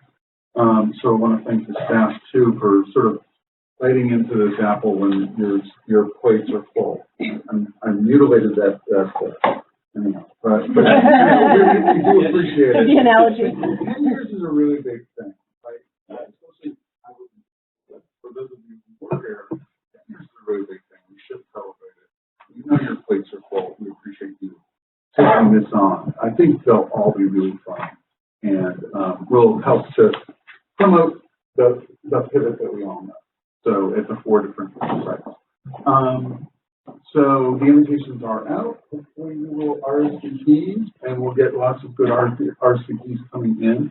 We already have seen, I don't have any of the updates, but we've seen some really good responses for a couple of the sites already. Yeah. So we'll keep promoting them as time goes on. We had I'm not sure. Well, we had a really good idea at the last week. We should videotape our chairman as a promotional piece for the 3 that are a little bit later in the year. So basically, maybe the week before each one, as it's time to RSVP, you can talk a little bit about why we started this and where we are today and how exciting this will be. Something like that. Really simple. There's a good video out there too. We can show. Yeah. Yes. And we wanted this to be like a call to come join. And I'm the chairman founder. And it was either that and or the committee talked about having to do a video if there is, to start off each party, as a kickoff. If you can't be there or a board member can't be there. So it's an and/or, and if you're open to that, Jim, then we will work with Trippepi Smith on getting small snippet, not like the big one that we have. That'd be great. Yeah. So the preliminary budget for all of them is really not that great. It's about $25,000. So a lot of money, but we're doing 4 events with potentially 100 people at the smaller sites and a few hundred people at the larger sites. So that's a good use of resources. But it's not going to come out of the pivot budget. We're going to do some fundraising. So we're a little bit behind on that, but not terribly. We have identified, thanks to the staff, about 18 or so vendors. Spreadsheet you sent us. That is a spreadsheet that came a little bit last week. Those are the key vendors that we have. A letter has gone out to some, and we'll go on to the rest soon, introducing a board member who will, or a staff member who will follow up and ask for a subscription. Yep. Sponsorship levels are, I've forgotten, but starting at like 10,000, working our way down. And we're asking folks, our vendors, to support us. Yes, in your anniversary. So what I do. The goal is 25,000 for all of the parties. Yeah, Liz has kind of re-estimated it. No. 25 to 30. Yeah. For all of them. The actual estimates for all of them still rolling in. But we think that 25,000 is a conservative number that if we reach it, we'll cover it. And if we raise more money than it costs, the executive director gets to spend it on other things. Young Minnie and Core, yeah. We paid them a little bit over the year. Yeah. So what the committee would like to do. I love an old-fashioned shakedown. Is look, I'm in. is look through the list and see who wants to call each of these vendors and follow up on the letter. And I gave you a sample of the letter in the packet that shows the different levels of sponsorship. I want to make sure staff heard that very clearly, that this is not coming out of our general fund. This is not coming out of money for kids. This is not coming out of money that pays your salary. This will be a sponsored event, every single one of them. So go big. No, I'm not big. That's exactly what I'm saying. Yeah, they will not require. They will not require a contribution from the general fund. We learned something. So there are names associated with them on that list. Some of them just say board member. It doesn't say specifically whom. So that's what Steve kind of wanted to. And I've only sent out 3 of mine. So I could certainly use some help if anybody wanted to supplant my assignments. But what the intent is, the introduction would come from the people who are on here, then the follow-up would come from board members, because it means more coming from board members. Hi, I'm chairman, I'm vice chairman, Dr. Harrigan, Dr. Halverson. We've recently sent you a letter, and oh, by the way, we've paid you a lot of money in the last 10 years. Fork it over. So it's The old fashioned shakedown. whoever manages the contract is the daily relation we first ask. Correct. Correct. Close. And there's what you say is you ask and say a board member will be calling you shortly. Yeah. Please discuss. We know you want to help. We appreciate your contribution in advance. You're affirmative. You don't ask. Yeah. Hey, we're having the 10th anniversary. Really appreciate your support. And Here's the levels. Here's the levels you Going forward made. to discussing what level you'll be joining us at. The board member will be calling you next week to close this out. That's what you do. And then you just report back to us. We ask, and then we close it out. Yep. So Liz and Brittany are on 1 or 2. I'm on several. You're on 1. That's just present Presenting learning. sponsor, we can Ralph's Ranch. You don't know that. You know. The actual letter was in the board packet because I had no problem sending that, but I didn't want to send out in our board packet the list of vendors. So the list of vendors is in the additional attachments that I sent you last week. Yes. You sent them a letter thanking them for the donation. Yes. Oh, and and the letter for the I'll call anyway. I'll tell them. Like Steve on down. I'll be down. Oh, you know Bruce? yeah. Go for it. Go for it. You have a good relationship? No, but please answer. You're on one or the other ones, Jim, too. So. Yeah, no. And I'm happy to take on whoever is sort of, I'll call out it of sign. Jack, whether They would make a lot I remember Ryan calling. Do we want to walk through this? Sure. Name and name? Sure. Whatever you want to do, it's your agenda item. Jim, you want to? Go ahead, please. No, you're right. Walk through this name and Yeah. name.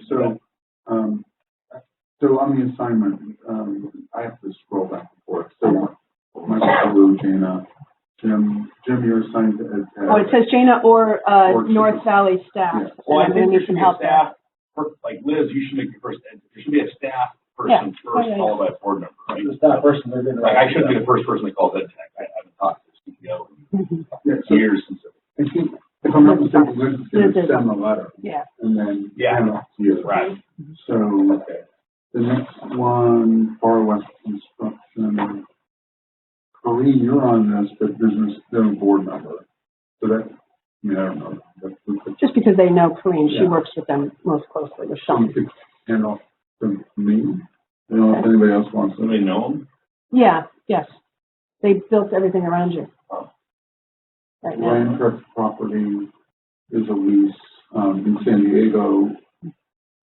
Jana, do Yeah. you have that? Yeah. Do you need a board support there? Yes, I will need a board support. I think we need a board support on all of these, but, yeah, and I'll let you know as soon as they get it. Of course, that's going to be a conversation. Hi, we're going to reduce our rent to you next year, but could you please donate? Well, let's get this. Yes. I know, that's what I was thinking. See? Yes, and we put solar on your building, so.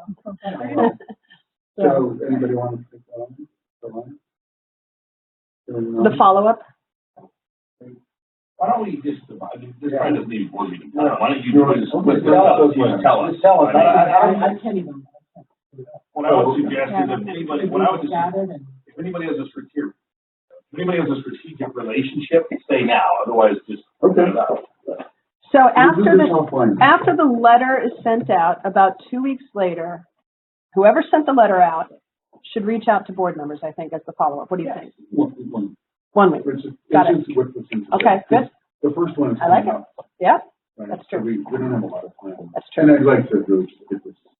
Yeah, Get got it. this- I have not done my land trek one, so you're right. That was the first one coming up. When you make the assignment, tell us how much we're asking. Yeah, well, I'll send around a note, Like on Tuesday, I'll send around a note. We'll know different people be right. Well, we may not know, this is the first time, I think, that has ever done this kind of fundraising. There's certain people that do a lot more business because they're not. Yeah. Yeah, that's right. Not asked for. Great, what else did I have to say? Did any, Pat, or did you have anything to add to those? I think that's it. Was there anything else? We have a question about the unveiling of the logo, but maybe we'll have a logo committee meeting and then we'll bring it back to how it relates to the anniversary parties or not. Sure. So that was one of the other outstanding agenda items. Great. So, okay. No, it's good. We're gonna have 4 really fun. We'll raise the money, get the parties. parties all set up, great. We, did the banner, we did the kickoff parties were wonderful, all put together, so thank you. That's true. There was one other thing I didn't put on my notes. One of the things that, the committee decided to ask the full board is for full board participation, financially. To a level of your own choosing and ability. But I guess we should, I think we should have 100%. Yes. Participation. Yes. So I'm forceful. I got a lot of bills. Step up. I know you do. He's got to pay for his wine, And right? so do we all. But I'm willing to step up. I'm not sure how much, but, Yes. let's do that. So Yeah. let's have to have. And maybe even by the end of the day, if we can have a rough number. Yeah. Oh, I already will be delivering, in about a half hour. I was thinking about Grace taking the, She'll be here. She'll She's be here. She's a better salesperson than I am. Oh, you have no idea. Oh, my. This is a very compelling, so. Yeah. Can I get a senior discount? Yes, 150% of everything else. Thank you all. Yeah, we should get. Appreciate it. Thank you. So, we'll give you our pledges end of the day or something? Or- Yeah. Okay, great. I was gonna put a pledge form in Great. around. Good job. Awesome. Okay, any, some members of the public wish to speak on this item before we move on? Okay, hearing none, thank you to the committee. Excellent. Well done.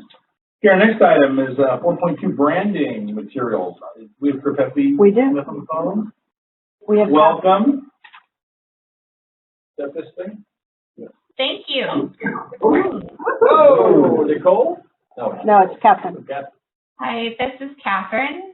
And your item was you emailed an item to us earlier this Yeah, I week? can pull it up. Yes. That's great. So while Jana pulls that up, thank you for inviting us to share another update today. Before we dive in and begin discussing the logos that were shared by Jana, I'd like to take a couple of minutes just to provide some context on the work that we have done since the board in November in Riverside.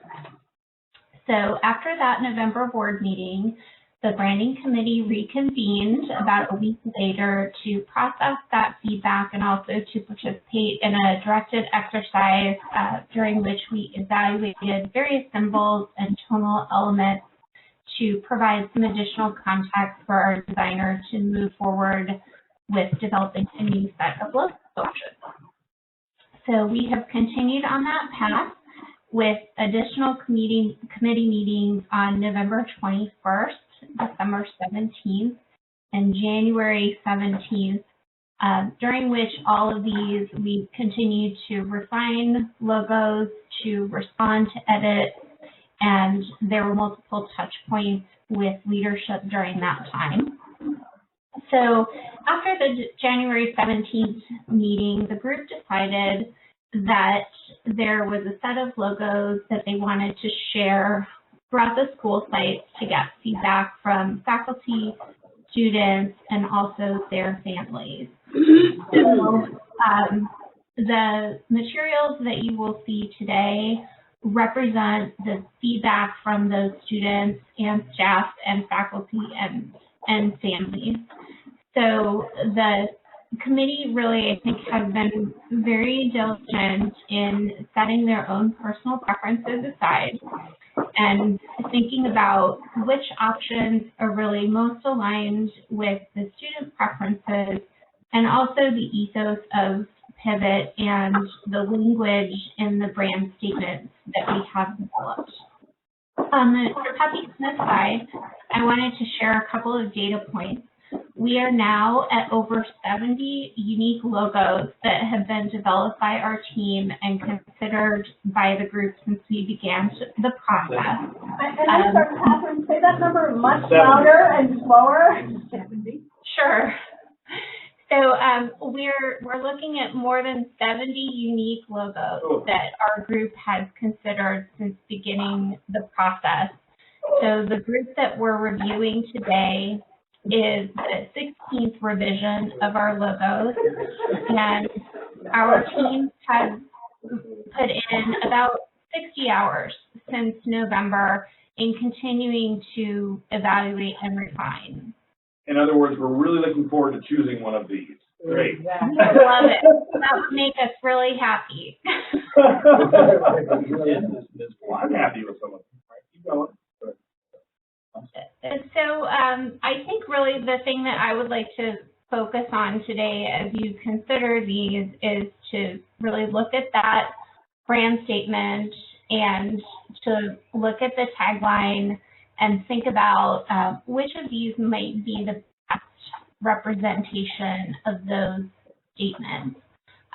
We have found that students and their families really had a warm response to logos that represented something that they understood. And I think that taking the step to present the logos as they would appear on a building is very compelling because it just places it in context that this is an image that we want to be very warm and welcoming and really represent the culture of the school and all the passion and care that you have for the students. So, Nicole, is there anything that you would like to add to that?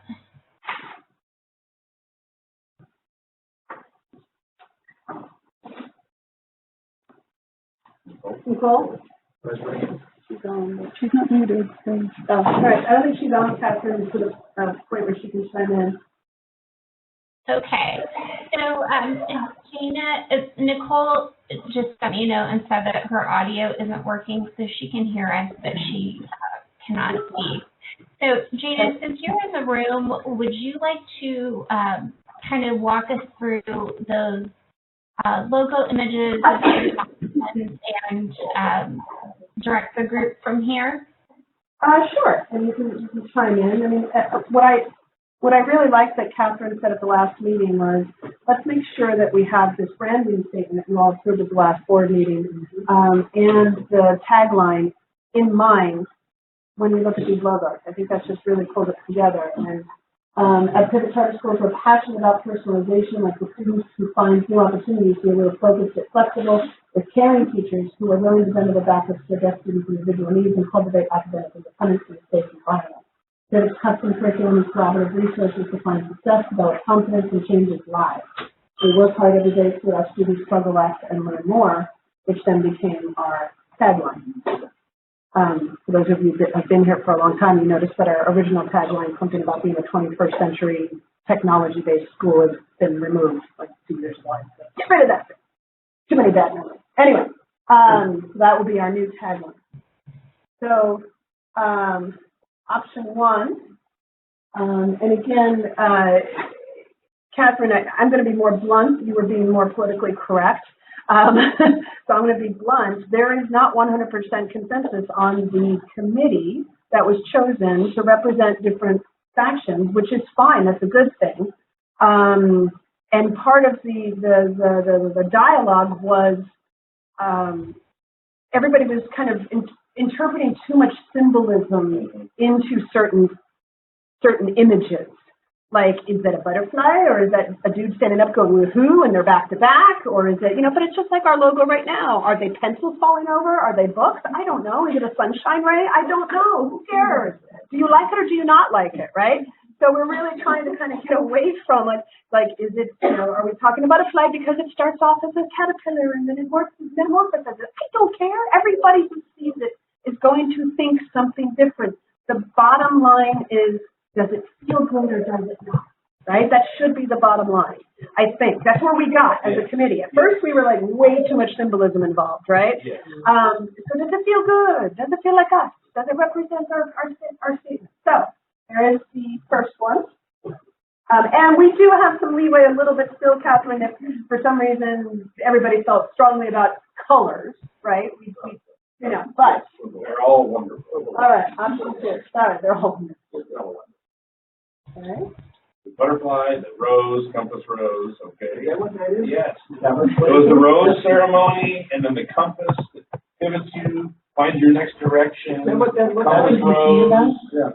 It's like a love. I see that. All right, go on. That's just me. Move along. I don't see that at all. Just let it go. Well, I didn't think I waved at that. this is a P, I think. It's a what? What is that? What is it? You're going to have to teach about not trying to figure out. Does it feel good or doesn't it? I know. Okay, I move the compass rose. All right, all in favor? I don't care. I don't care. Pick one. Just pick one. Yes. We spent a lot of time on this at the last board meeting and the subcommittee, so I think we're at a point where. Make a decision. Make a decision. There were two. What are we doing here? I'm picking. We're looking at these three to then take a vote on. Yeah, new logo. Yeah. Our school moved. Yeah. Move the second for number There's been hours of time, subcommittees, interviews, I mean, and so we're at a penultimate opportunity to. No, that's not the recommendation. No. No. This is their We're going to have to recommendation. make a decision. Pat, It just helps us with the. Pat, would you, I don't mean to put you on the spot, but you're always well spoken. Would you mind sharing some of your thoughts on this? Because you put a lot of work into this. She was at every single meeting. Yes. Hour. But I just say for us board members who are not in any of those meetings, we don't know that any of that happens. So the committee met a number of times. A number. We started in June. Can you guys hear me? Can you guys hear me? Hello? Yes. Thank you. You guys can hear me? Any iteration of various suggested logos. And then based on the input from the board at the last meeting, in our most recent meetings, we've tried to narrow it down. And the staff who participated all provided really great input and gave their opinions about each one of them. Then we got input from the students. And so it hasn't been just the committee deciding which logo is best. And more importantly, I think we decided, since the three that have been presented were the ones that sort of, among the committee members, there was input of the last, 7 or 10 that we had, that these three were more representative of what we thought coincided with both the branding statement and then what input we got from the board previously. So we didn't want to recommend a single one because there was input about all three of them. But one thing we were really clear is the board needs to make a decision. Yes. Today. Because we can't keep going on and on. That's right. And we've been talking about this since before last June. Exactly. Yes. So these are the three choices. They are, excellent. Representative of what we thought we had heard from all the various sources provided. I apologize if you feel not engaged. I don't want to be engaged. I don't appreciate it, but it's not. Yeah, okay. And just overall, I think, this has been a long process to our friends at Peppy Smith and to board members and staff on this committee, but I think it was worthwhile. This is a big decision. I think I'm really satisfied with where we are today. I wasn't so satisfied in November, so I really appreciate the follow-up. I'm speaking for myself, but I'm satisfied with all of these, and I think it's hard, but I think we ended up in a really good spot. And I'm very comfortable with any of them for the reasons, but I obviously with one I like, but we can certainly discuss it. They're all great. I don't think we should discuss it. We should maybe take a vote, 1, 2, or 3. There we go. Right. I'd like to hear your story about it. You just heard it. We just heard it, man. You just heard it, now it's it. So, maybe we just say, you know, who likes, Go ahead. Who likes 1? Raise your hand. Who likes 1? Butterfly. 1. Okay. Raise your hand. Who likes 2? Who likes 2? 2. Who likes 3? I think we've got it. 2. I'm doing non-voters. We can have non-voters. So for Peppy Smith, who can't see you guys, can you please tell us what just happened? I was not at the last board meeting because I was evacuated from my home. So I'm just trying to understand the terms and what we're doing. We are ending a process. I apologize for that. We are ending a process today by choosing option 1, 2, or 3. And you can choose to participate or not, but we are, and I'm sorry, I'm being firm, this is going to come to an end. So we are choosing option 1, 2, or 3. And they've done all the work for it. It's really nice of them. But thank you very much, right? I mean, we gave us 3 options, but can I say something about it? Yes. I personally don't feel comfortable voting for any of that. Okay. I don't because I haven't been engaged for lots of reasons. And so none of them feel to me. Okay. And so, but that's because for whatever reason I wasn't engaged. So I don't feel comfortable voting for any. Thank you. That was fair. So we'll register opinions. We did. We do. I would prefer the first one.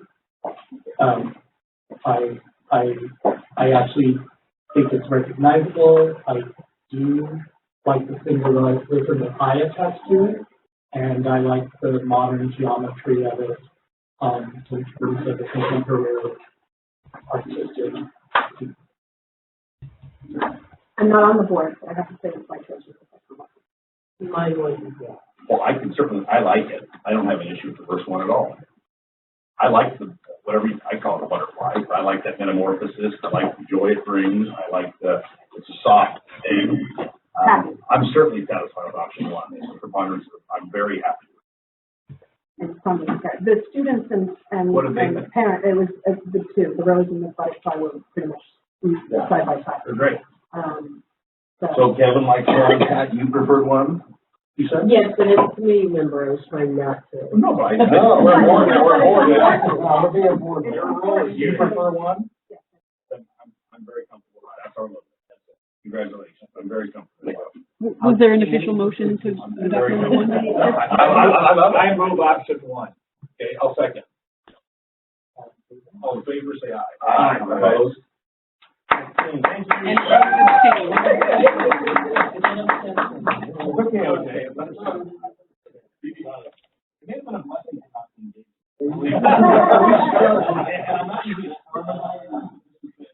Painful. So we're moving it. And we've spent a lot of money. Yes, sir.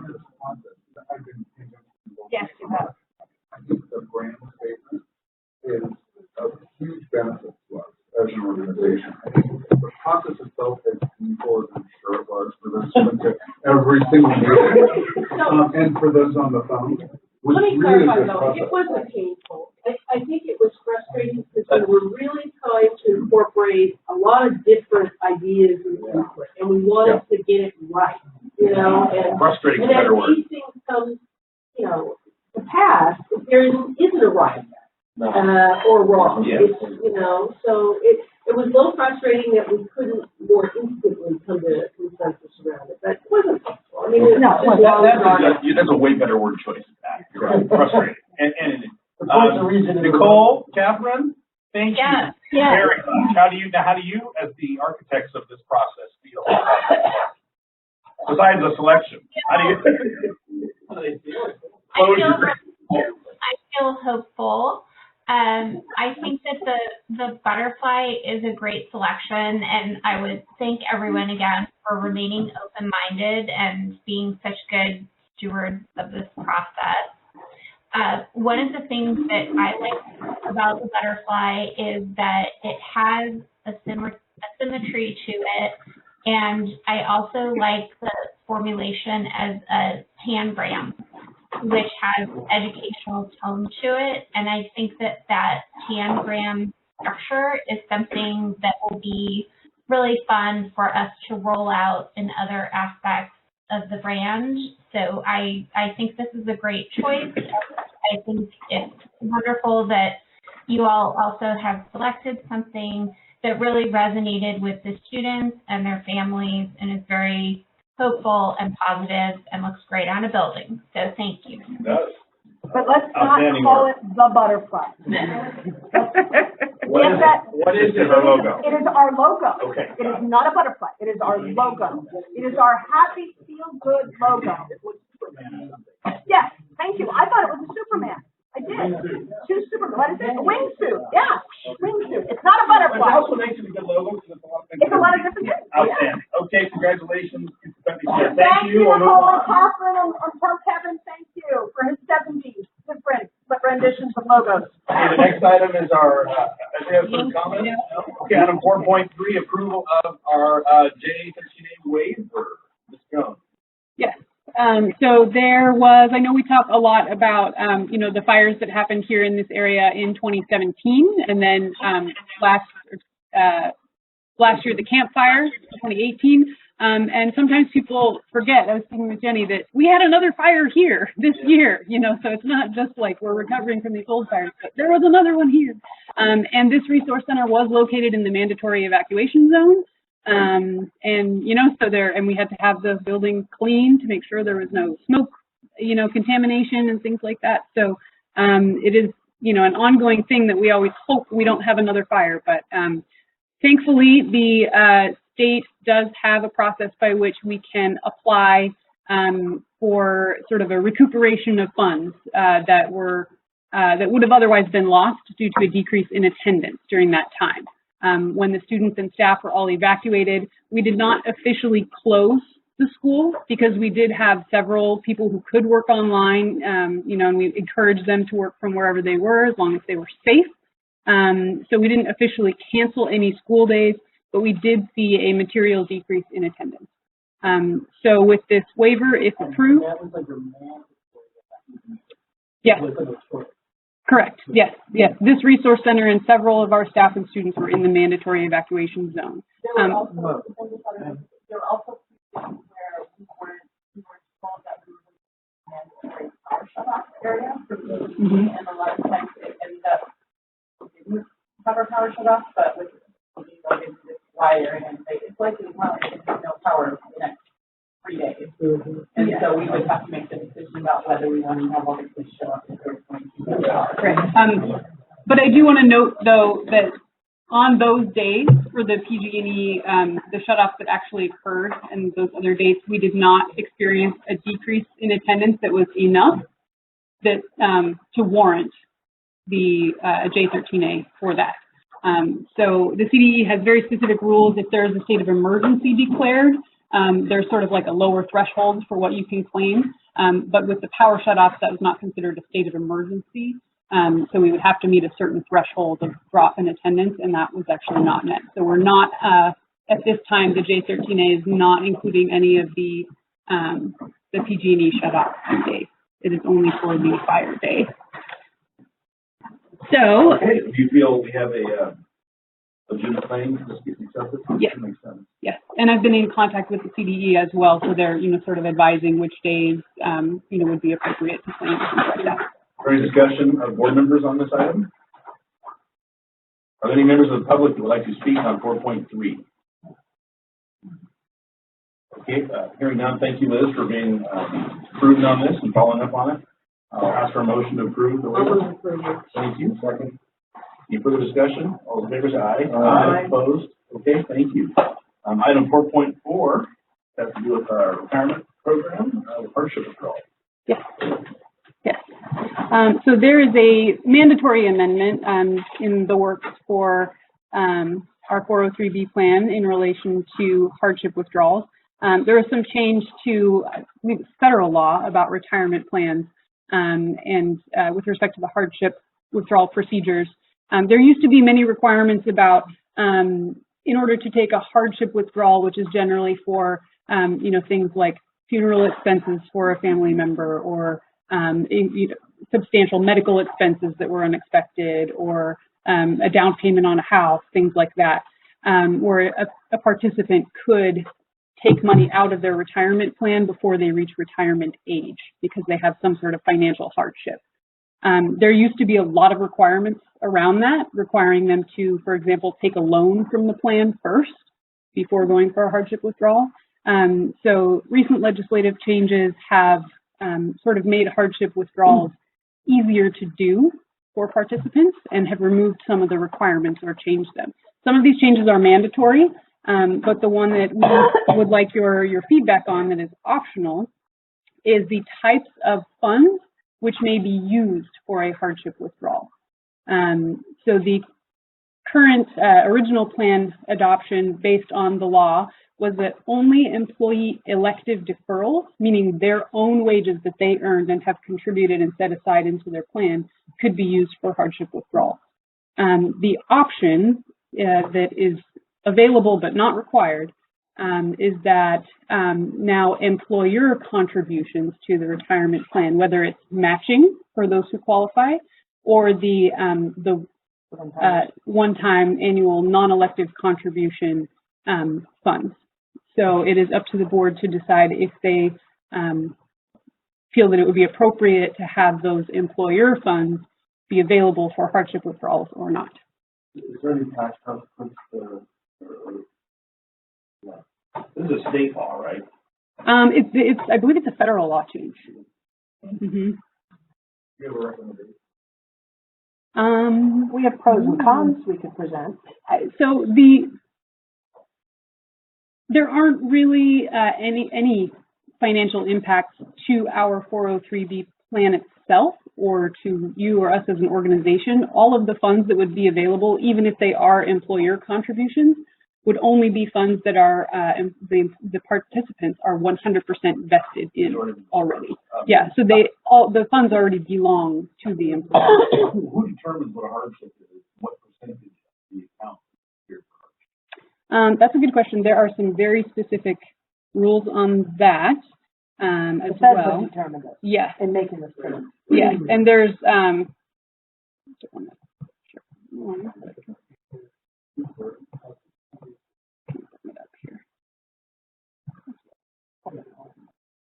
yeah, but oh, your screen's too. I did that over there too. yeah, I don't know that off the top of my head, but I can look it up if you would like. Go ahead, Kevin. If an individual wants to initiate this, they do it independently with the provider, and the provider would provide them with counsel, or they would provide them with information. Information. Probably better.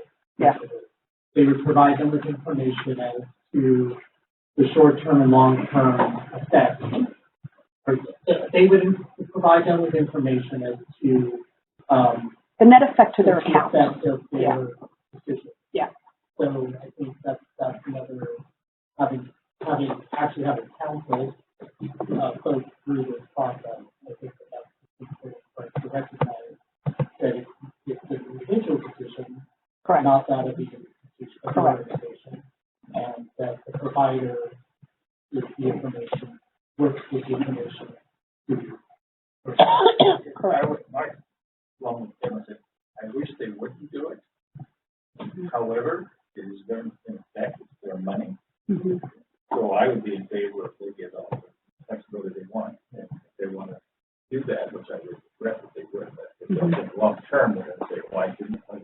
why did I do that? Because I just screwed Yeah, a it. lot of people do dumb Shot stuff myself like in the that. foot, sorry. Yeah, you can borrow for a lot of things, you can't borrow for your tax. Right, so I Right. regret they had to do it, but sometimes there are emergencies of medical. So I would be in favor of approving it. That's the. Yeah. So I did pull up some requirements as well that our third-party administrator had sent, and they are very strict for hardship distributions. You know, you can't just say, "Oh, I want to do a hardship distribution." So the taxes and early withdrawal penalties do apply, and the amount of the withdrawal cannot exceed the immediate financial need. So they have to demonstrate, you know, look, these are my funeral costs for my, you know, parent or whatever, and show proof of that. And they can only be taken from, or, you know, cannot exceed the immediate financial need. And take action to approve this, or yes, we do need to take action to, yeah. Yeah, I'll move approval. Not on a hardship withdrawal. I don't believe so. They can in the future up their elective deferrals, for example. You should be alone. You can still do that. Yes. And our plan loans that we offer are up to 50% of your available funds. And those do have to be paid back traditionally over a 5-year period is the standard that we do. Conditions under which you can recoup previous years of service that you have not paid into. It's just the formula is challenging because it's based on your current salary. The contribution is based on your current salary, not on what your salary would have been at the previous time you made the contribution. Mm-hmm. Yes, and that would be a separate process for STRS and for those who have STRS. This is our 403B plan. Yes, so, yeah. No worries. Yeah, and this is for all of our employees, not just those who qualify for STRS. All of our employees are eligible for the 403B plan. So I would second. Let me ask for public comment. Is there any public comment on this item? Okay, hearing none, a motion and second. Further discussion? All those in favor say aye. Aye. Okay, thank you. Okay, our next item, 4.5, is the first interim budget report for Pivot Charter School. We actually have all 4 sites. Liz, do you want to go over this? So the first interim budget reports, as required by our reporting calendar, these are submitted by December 15th of each year. And these reflect financials through October 31st. So this is, you know, older than what we saw today in the forecast. So you might notice that the totals are a little bit different because things had changed after we received P1 attendance and things like that. Are there any questions on interim budget reports? Are there any members of the public that would like to speak on interim budget reports? Okay, I'm hearing none. I will ask for a motion to approve 4.5 through 4.8 with the minutes reflecting individual votes. So moved. Second? Second. Thank you. All those in favor say aye. Aye. Opposed? Okay, thank you. Moving on to our consent agenda, we have approval of minutes, check registers, and Galaxy check registers. May through December. Yes, and I just would like to apologize that we did not submit the Galaxy check registers to you earlier. Normally, EdTech prepares these, and that was my oversight. So I apologize, but now I'm remedying the problem by putting them on this agenda. Yeah, this is what I talked to you. I was thinking about the heck of it. And she always knows everything about it. It'll itty expenditure. Yes, she does. Just nuts.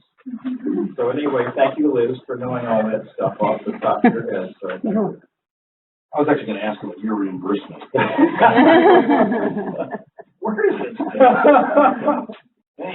Come off to the now. That check bounced. Are there any questions on the consent agenda?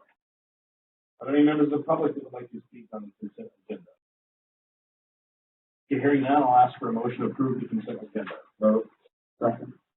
Further discussion? All those in favor say aye. Aye. Opposed? Okay, thank you. Our next meeting will break and then head to closed session, but I think we have some logistical